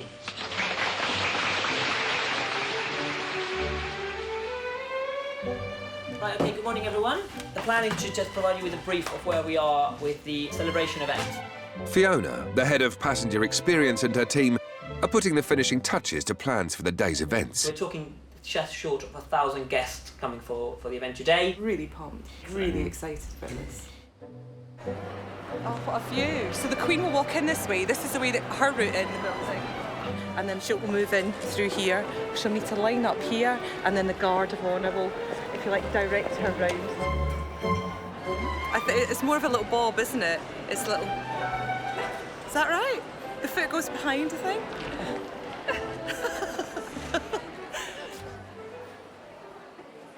You just need to come up to the Queen because she won't come to you. On such an important day for the airport, Heathrow's CEO, John Holland Kay, has an additional reason to be proud. Thank you very much. I've got my two daughters, and the younger one, Emily, is going to be presenting the posy to the Queen. And this is something that we did 59 years ago when the first Terminal 2 was opened. And the daughter of the airport's minister gave her a posy. And so we're repeating that. We're doing a rehearsal because I'm gonna give the Queen some flowers. Do we look evenly spaced? Are we a decent line-up? We're a bit ragtag and bobtail? Oh wow, she's got the most amazing colour on. She looks sensational.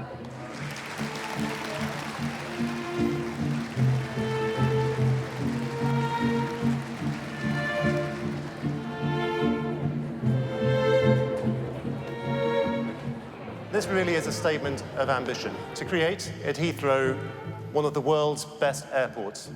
That sense of duty is one for which we take inspiration from one of our most frequent flyers, Her Majesty the Queen.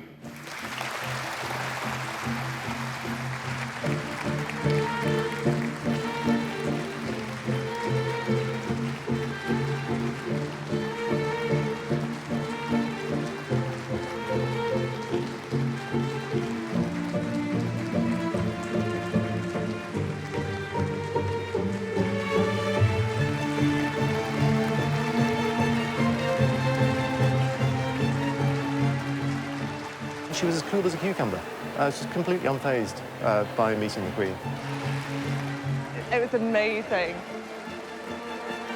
I felt a bit wobbly when she walked in because it's just such a moment, isn't it? Well, 60 years ago, no one could have predicted where Heathrow would be now, just the size, how important aviation is. So you can't forecast exactly where we will be in 60 years' time. But I think if we can ensure that Heathrow is still the leading airport in the world, that is a great legacy for us to look forward to.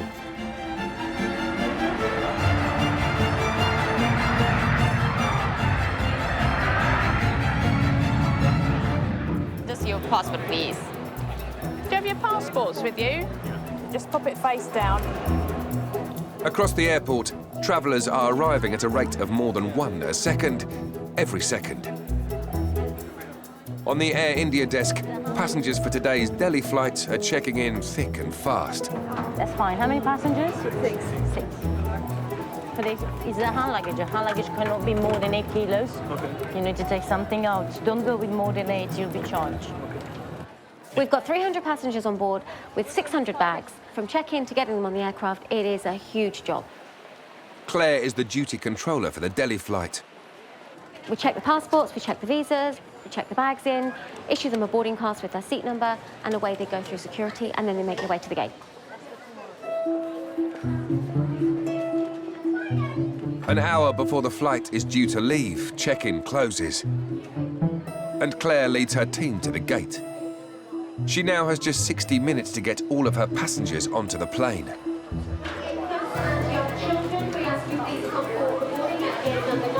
It's a full flight in economy, and business is 19, half full, and 4 babies.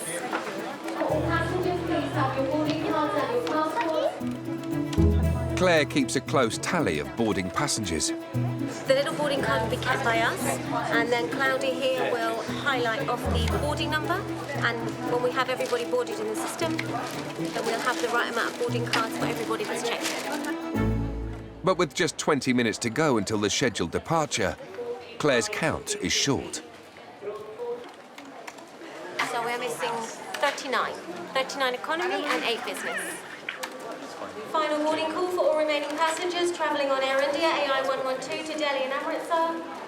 It's always a problem when you have missing passenger because you work to such a tight deadline. A delayed flight causes a lot of problems. Passengers will obviously miss their connections. The airline is liable for a fine. Delays are expensive, yes, very expensive. Passenger Rajiv travelling to Delhi on Air India AI 112, please make yourselves known at gate number 9. With time running out, Claire sends her team to scour the terminal for the missing passengers. Are you ready? Yep. Yeah, if you go with Johor, he's got the radio, okay? 10 economy and 1 business.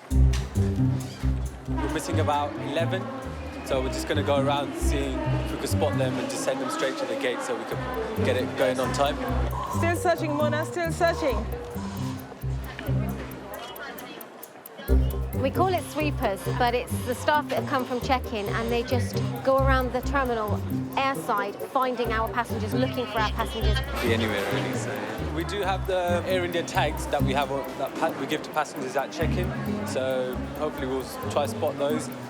We go to the bars because some people have a last drink before they catch the flight. Any passengers for Air India? Passengers for the Air India flight? Any passengers? The final call for Air India. Because at 10 to 9, we're normally a lot more on board by this time, so I'm a bit concerned about the time. What would you like to do? Should we just trail and see close it? This is here for the Air India flight. No? We're missing so many, and you do get a little bit concerned. Air India, ma'am, the flight is closing, so please can you run over, please? They're normally in the duty-free, especially around the alcohol section. The Delhi flights, they like the whiskey section. Any last?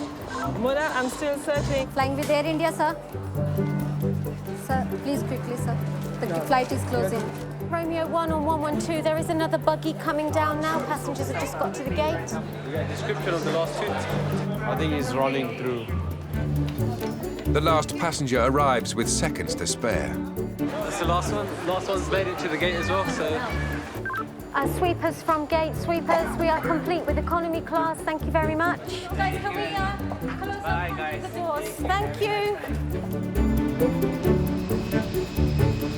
It may have taken a sweep of the terminal, but Claire's flight finally leaves on time.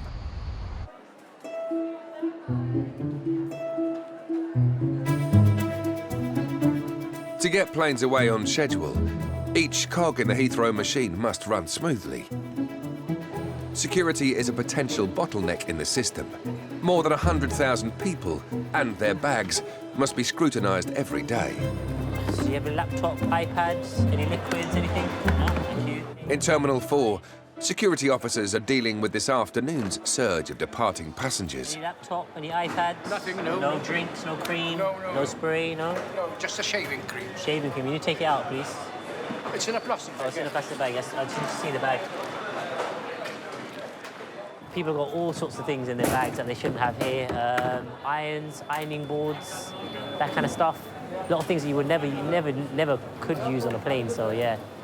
Strange things, strange things. Sandeep was the youngest ever recruit to Heathrow's security team. I was about 17 when I started here. This was my first job and has been my only job, to be honest. You guys have any liquids, any drinks, any creams? Just meat. Pardon? Meat. Meat? Meat. Show me, please. Oh, milk. No, it's not going to be allowed. It's liquid over 100 mils. Yeah, check it in or throw away. You cannot bring through it. Let me take it. Okay. So that gentleman had milk in his bag. Pretty much the whole bag was just full of milk. So when it's like that, its best option is to give the passenger the chance to go back outside. I don't really know anybody that drinks canned milk anymore either. This young girl came through. I think she was about 12 years old. She came through the machine, she set it off. Someone was going to give her a pat down, and she was had her hands in her pocket and she wouldn't take them out. And one of the ladies, actually, she's really good with young kids, so she went down. She said, "What's the matter? Are you scared? What have you got in your pockets?" And she was like, "Oh, I've got nothing." And this lady, I don't know how she knew, but she had a pet hamster. She took it out, and this hamster came out, and they were like, "Oh my God, what happened?" And yeah, she was getting on holiday. She didn't want to leave the pet at home. Two of them. Yeah. Okay. I need to do test. I'll be 1 minute, okay? Anyone seems to think they're being picked on. That's always the first question you get. Why me? Or I've never had this before, or I didn't have this yesterday. why they passed 3 customs without it being blocked, and here it is stopped? Why? What is the why? What do you have in the bag? Do you have some batteries? Yeah, battery, all right. Battery for PC. Battery for PC, okay. Battery, yeah.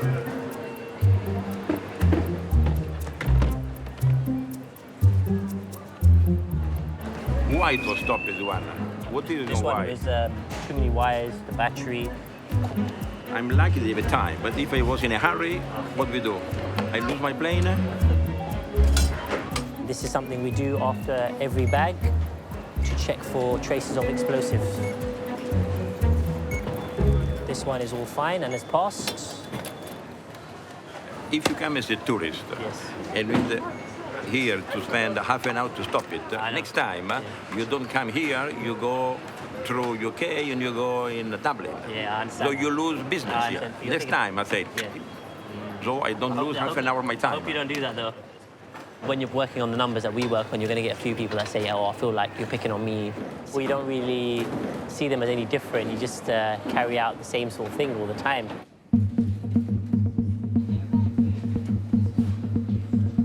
Not all passengers at Heathrow are leaving through choice. Every year, nearly 600 wanted people are extradited from Britain through Heathrow. This job falls to the airport's dedicated unit of 400 police officers. Jump in that one. This prisoner is being sent to the US to face trial for breach of an export license. The heater's on in the van. It's okay. You'll be fine. You better sit down, because we're going to be going quite quickly. We need to get you to the aircraft, OK? Your flight time is being changed right at the last minute. This gentleman was transported from prison yesterday afternoon to Heathrow Police Station. He remained in our custody overnight. We are now escorting him down to the aircraft. On occasions, it can be a special plane, but the vast majority of the time it will be on an ordinary passenger aircraft. Britain has extradition treaties with over 100 countries around the world, any one of which can request a wanted person is returned.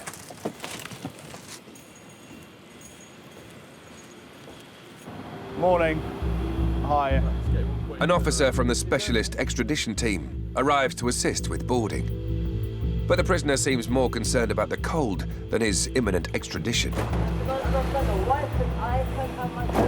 fucking cold. But I'm close to a professional cold.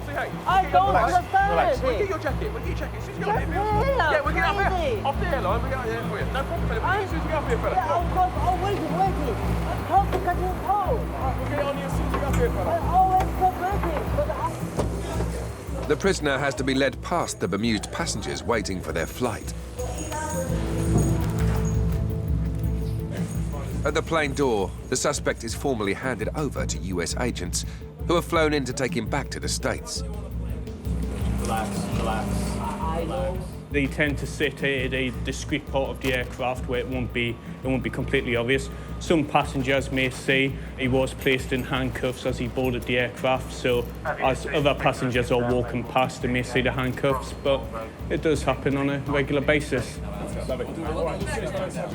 Thank you, bye-bye. The cargo area in the south at all times, flight 942. It's early morning at Heathrow, and the first of the day's luggage is being checked in. Chris is in charge of the entire baggage system, which delivers 40 million bags onto planes every year. This is the heart of it all. This is what makes it all work. Out the front is the pretty bit, and out here is where the factory is and the guys are doing the graft. But this is the bit no one sees. Passengers think they put their bag through at check-in, it goes through a little black curtain, and there's a bloke just waiting the other side. It's a little bit more complex than that. I wish it was that simple, but then I might not have a job. I started out pushing trolleys back in 1976. My mother worked here in the staff canteen in the old control tower, which is now gone. My dad was a porter. My brother was a security guard. My mother-in-law, sister-in-law, brother-in-law, 3 nephews, and my wife work here. Actually, Met her in Terminal 1 duty-free shop. Yeah, just chatting, you know, smooth like. 30 miles of baggage conveyors and 3 miles of tunnels crisscross Heathrow, ferrying bags to the aircraft. Basically, this is where your bags are coming through that black curtain, and that's the last thing the passenger sees.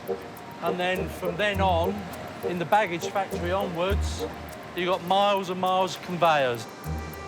The system is set up to move bags fast.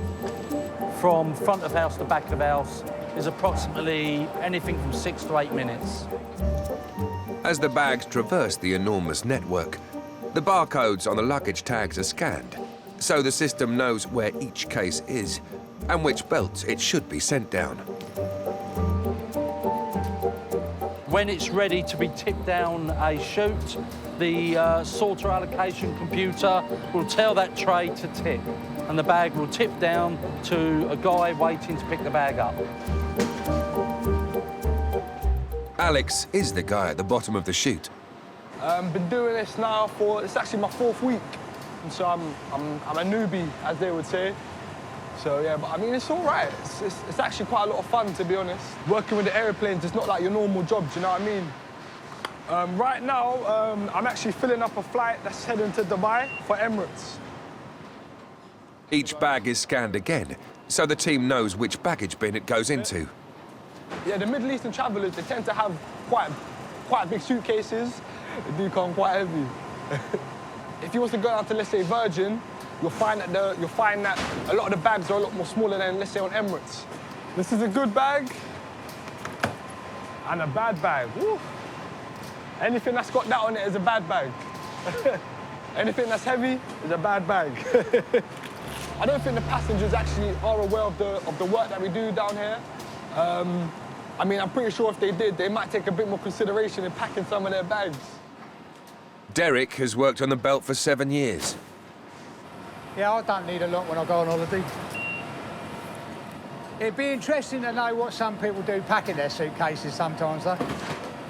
I mean, it beggars belief, just the weight of them sometimes, and you think, well, that can't be underpants, can it?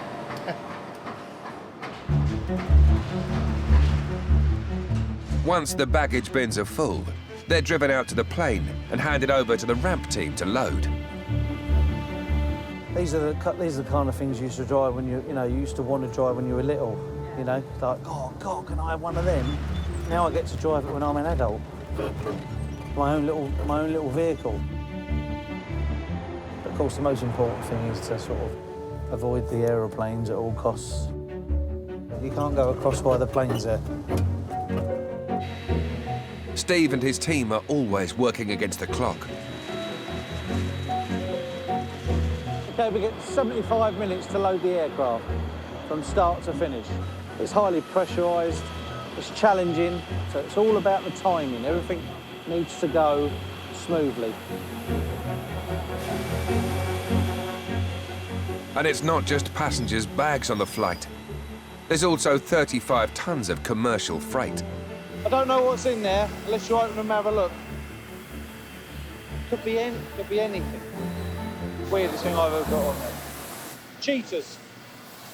African big cats, cheetahs, on the Emirates. 7 of them. They went out to Dubai. Some rich Arab prince bought them. Steve has to make sure that everything is loaded in exactly the right position. These 2 nose in, 2 nose out, and a pair. I've just given the loading driver instructions how to load the baggage bins. As you can see on the bin, they have like a nose. So we say nose in, nose out, and then we use pair.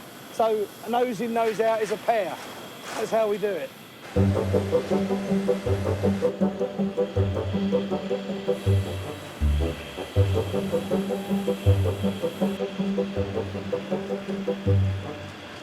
If you load a plane in correctly, they know about it when it's in the sky, and they definitely know about it when it's at the other end.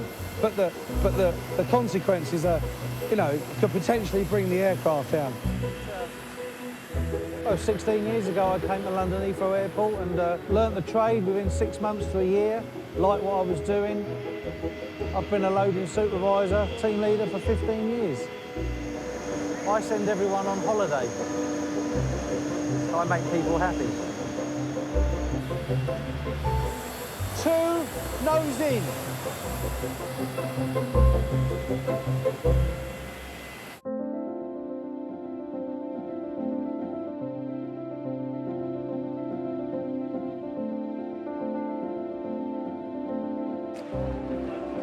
Back inside the airport, the departure halls are filling with the day's passengers, saying their farewells.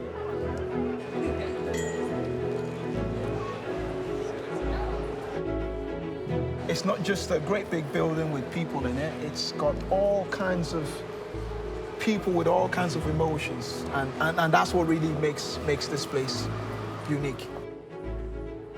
Service team leader Kola has just started his shift in Terminal 4 departures. This is where you got people coming to say bye-bye to their loved ones. You do see people happy, some people crying. It's kind of nice. Sometimes I tend to wave along with them. Because I kind of like that part, you know, where they wave and I just wave along as well. How long are they going away for? 1.5 months. Ooh, okay. Wow. I'm telling him I'm coming in the next flight. Ah, okay. Which is a month's time. It is a month's time. Yeah. Oh, all kinds of emotions you can not even believe, you know. It's brilliant, though. It's brilliant. Kola has to deal with anything that could disrupt the terminal's operations. And the airport's control centre has just spotted something amiss. Section 4, we have a report of an unattended bag. The location is Terminal 4 repack area on the departures level. Yeah, what do you require? Across the airport, we get quite a lot of unattended bags. I'll say around 20 to 30, probably per day. I've seen the item, just going towards it now. Thank you very much. An unattended bag has the potential to close an entire terminal, causing severe delays. Basically, what goes through your mind is, you know, is it a safe bag to touch? Yeah, cool. Once the necessary security checks have been undertaken, Kola is able to open the bag. Along the line, you get to pick up what's actually safe and what's not, because then you develop that instinct over the time. It's all just clothes, shoes, babies' nappies as well. This is quite nice. You got a camera here, you got money here, pictures so you know who they are. Kilo base, kilo 3. Kilo 3, kilo base. Can you do me a favor, please? Can you put a call out for someone for me? Yep, what's the name? Name is Pamela. Pamela, and surname? I'd have to spell that for you. It's Echo Romeo Echo. Passenger announcements. A passenger announcement for Pamela Erim Wamaru. That's Pamela Erim Wamaru to please return to security lane 5. Hearing the announcement, the bag's relieved owner comes to collect it. Hi. What's your name? Oh, Pamela. Yes, you don't need to panic, ma'am. Have you lost something? Bag. I found your bag, Thank you, where is it? We've got your bag, okay? So just wait here for me. Bless you, thank you. No problem at all. I'll be right back. Let me go and get a bag.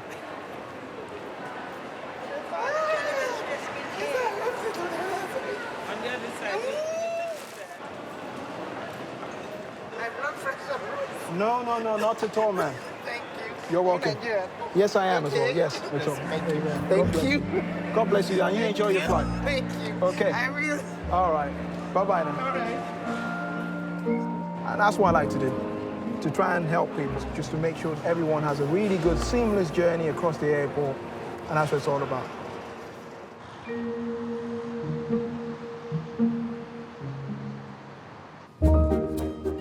Not all the people that work at Heathrow have the airport's permission to be there. Angelina, Brad, Cameron Diaz, Taylor Swift. Yeah, they all come through. It's a good buzz. Kate is a paparazzi photographer. What we'll just use for this job is just a short and flash.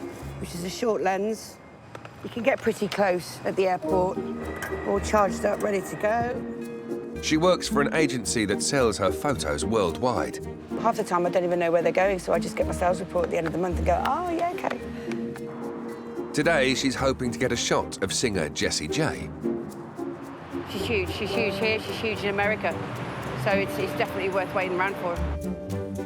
But paparazzi photography is banned at Heathrow. If Kate is spotted, she'll be ejected from the airport.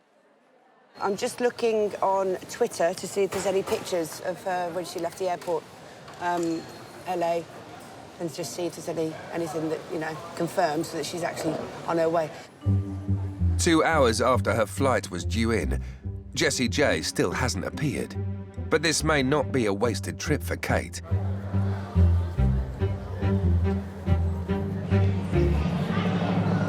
Model Heidi Klum has just flown in with her boyfriend. Everybody wants to get the best shot, so you just got to literally dive in there. There's no special treatment at all. Oh, lovely. When it is a scrum, it's carnage. So I'll just send the pictures to the office, and that's it, and their wonderful sales team will sell the pictures.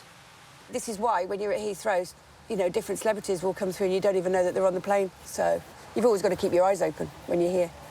Just goes to show. Thank you. Cheers, Heidi.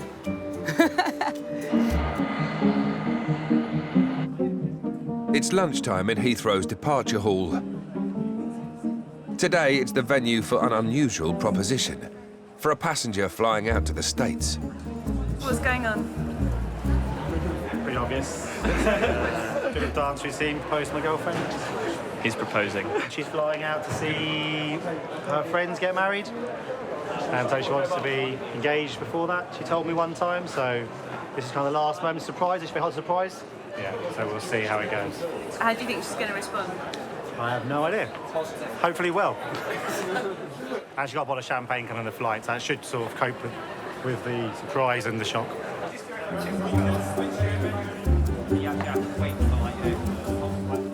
A crowd builds as the suitor waits for his unwitting target.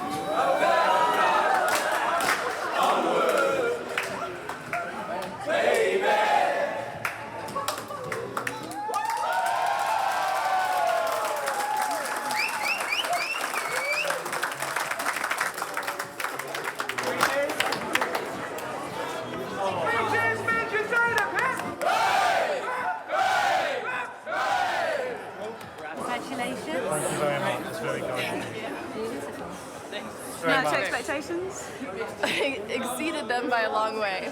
So, yeah, exactly. I mean, I had inklings, I suppose, but this is definitely a surprise, yeah.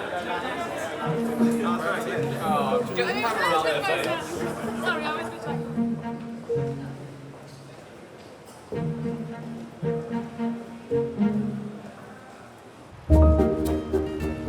Elsewhere in departures, paparazzi photographer Kate has had another tip-off. Yeah, I'm here, yeah. Just a normal place, yeah.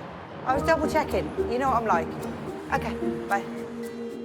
She's been told by her agency that Kylie Minogue is about to fly out of Heathrow. Love shooting her. She ends up in fashion magazines. She's always smiling, she's always happy to see you. Been shooting her now for 5 years. I love the buzz of getting that shot of a celebrity. Where do you want me? Just over the walkway. Yeah. But not right into the main terminal. No, just in the alleyway. Yeah, OK. Thank you. You see a celebrity, you just want them to yourself. I want to get them out of the car. Yes, obviously you get paid a lot more money if it's exclusive. But if somebody else sees it at the same time, Let me get some shots down here.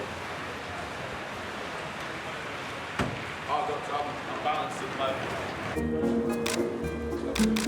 You just look at the camera for once, please, Kylie. Thank you very much. Thank you. Have a good flight. It's all over in 10, 20 seconds, but I love the adrenaline. It's lovely. All smiles. It's just what they wanted. Job done.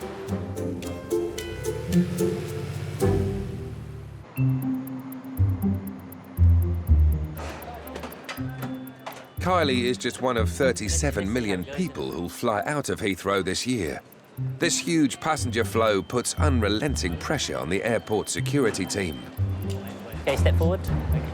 I may search you, anything sharp? Most people are happy to be searched. They kind of recognise the environment they're in and see it as a normal day-to-day thing.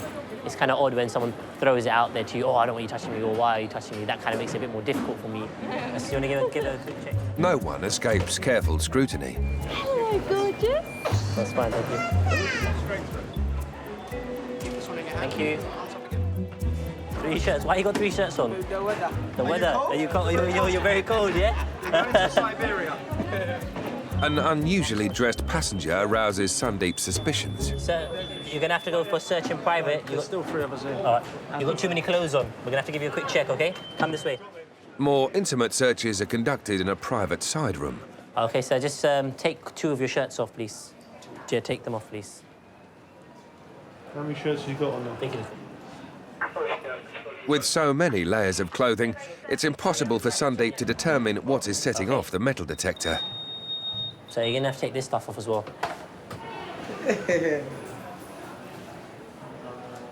Another shirt. Another shirt. So that's 3 there, and he's wearing 1 plus a jacket, yeah? Where are you flying to? Going to Nigeria?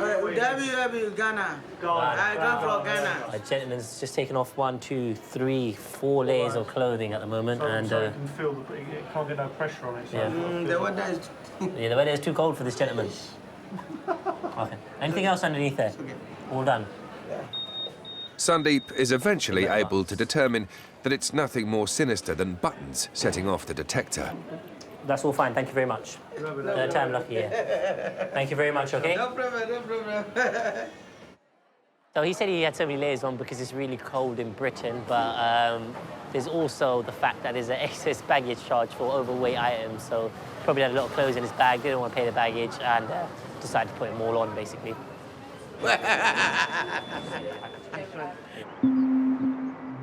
Over at the headquarters of Heathrow's police force, another prisoner is awaiting extradition. Michael is being sent to the Czech Republic to face charges of fraud and theft. I'm here over 6 years now. I could hear my partner, my son, and was working here all the time, repairing TVs, radios, CDs, and things like that. Right, yeah, you two jump in. While living in Manchester, Michael heard that the police were looking for him, so handed himself in. This is a chap that's wanted in the Czech Republic for a fraud offence, I think it is. He's going back voluntarily, so this one's slightly different. That's why he's not in the back of the police van in the cage. You know, he doesn't want us hanging over him forever, so that's why he's volunteered himself. 10 years ago, Michael used fake documents to hire a car, then sold it. The Czech police know I'm in Great Britain, and that I find out I need to be deported to the Czech Republic. He's just getting checked in onto the flight, just like any normal passenger would do. So he'd check his baggage in, and then we'll go through, and he'll walk through like any normal passenger. You'll just have a police officer either side of him. So, do you think you'll go to prison? I'm not sure this moment, really. But obviously I don't know what's happening now. When I come home, when I'm going, what's happening, I'm not sure, really. So I lost it now, my family, my son, my brother.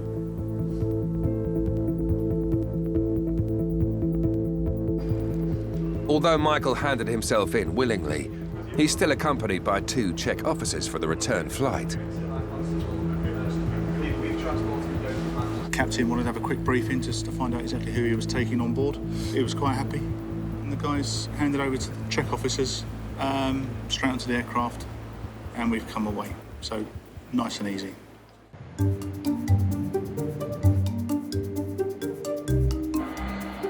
"1,400 flights take off from Heathrow every day, each in a tight departure slot. The responsibility for making sure a plane hits its scheduled departure falls to one person, the dispatcher.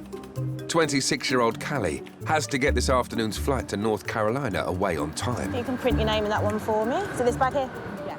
She's responsible for the loading of the freight, passengers, baggage, and fueling of the plane. Perfect. Her first job is to get all the crew checked in. Morning, Captain. How are you? I'm well. I'm still waiting for your flight plan. So once I've got it, I'll bring it straight out to the aircraft for you. Should be about 10 minutes. Okay, thank you very much. You're welcome. I normally now give him his flight plan and all his documents that he needs for the flight. I haven't actually received it just as yet. I've explained to him that I haven't got it and that I'll take it directly out to the aircraft, so he's happy with that. He's really nice, actually. Callie started the job when she was only 23. The responsibility is huge. Can get extremely stressful. Trying to make sure that the flight's going to go on time, that you've done everything that you need to do. I started working here on check-in 5 years ago, and I was there for 2.5 years, and then I moved to dispatch, so I've been here for 2.5 years now. I think it's quite an achievement to be in sort of this job role at quite a young age. It's quite a lot of responsibility. Next, Callie has to make sure the right amount of aviation fuel, all 65,000 litres of it, is being loaded. If anything changes, I'll let you know. Okay. So far, so good. Okay. Oh, you're welcome. The light's up here. It does a countdown for the time for when the captain's got left until he needs to go.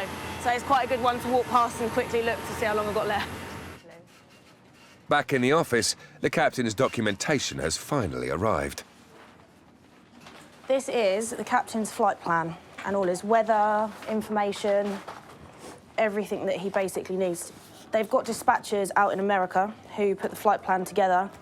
It then goes into the system and we have to print it and give it to him when he arrives. Hello. Hello. All for you. Some documents? Yes. Before the plane leaves on its 4,000-mile trip, the captain must sign off Callie's flight plan. There you go, Captain. I'll leave it with you, and I will come back in a little while for it. Very good. Thank you. Can we close the front, gentlemen, please? Ramp manager Steve is leading the team working to load Callie's flight on schedule. Where's the cargo got? I've got them.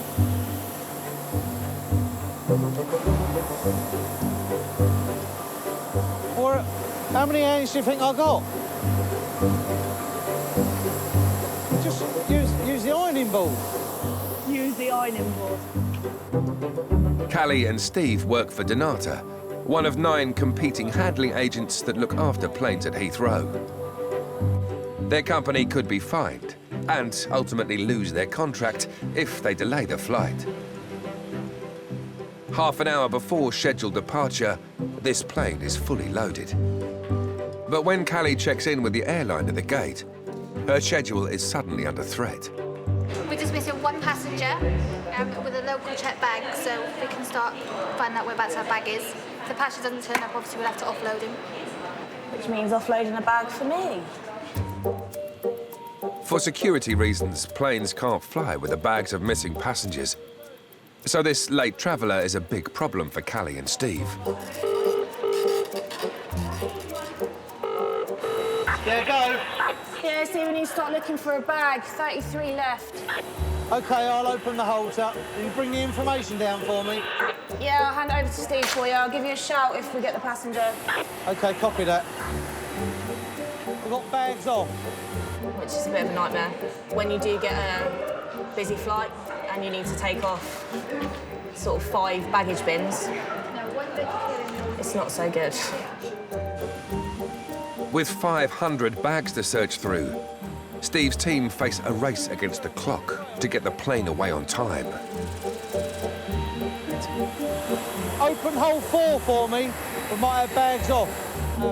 Steve and his ramp team have to locate the missing passengers' bags. Because the guys have basically loaded what they've needed to, so they've closed the whole doors. So all the equipment is pulled away from the aircraft. Now that we've got an offload, they need to get the equipment back onto the aircraft and then reopen the doors. So it takes a little while to even get the aircraft back open again. There's loads of different reasons. People get lost. They don't know where they're going. They could be anywhere in the airport. Some people go shopping. Some people don't come out of the bar. There's lots of different reasons. To get a bag off is a lot of work. It's not straightforward. It doesn't take 5 minutes. It's quite a long-winded process. Whoever finds it gets to sleep with me tomorrow. We've got people searching the terminal just to see if we can find him, but at the minute there's no sign of him. Callie now has just minutes to find the passenger or offload the bag. Otherwise, she'll lose her takeoff slot. This could delay the flight and result in a heavy financial penalty. Timing's a massive, massive part of dispatch and making sure that the flight goes out. You know, the captain's relying on us to make sure that we have his aircraft doors closed because he wants to go on time. With 10 minutes to go, Callie can't afford to wait any longer for her missing passenger. Are we saying it's definite now? Take him off. I'm going to close up. Yeah, Steve, that passenger's definitely coming off. Have you got it? Yeah, I got it. I just scanned it off for you. Lovely. At the end of the flight, can we get it round to The baggage hall, please, belt 9. That's correct. I'll copy that, Callie. Belt 9. I'll get someone to take it now. Lovely, thank you. With the bag offloaded, Steve's team have to work fast to get the hold closed and their loading gear clear, so that the plane can get away on time. With just moments to spare, a tug is called to push the plane from the stand to the runway.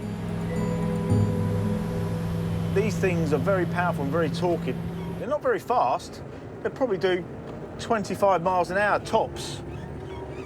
But the power they have to push a 600-ton aircraft with its engines going, you need something pretty powerful and pretty heavy. Despite the tug's huge size, it has to be manoeuvred with millimetre precision.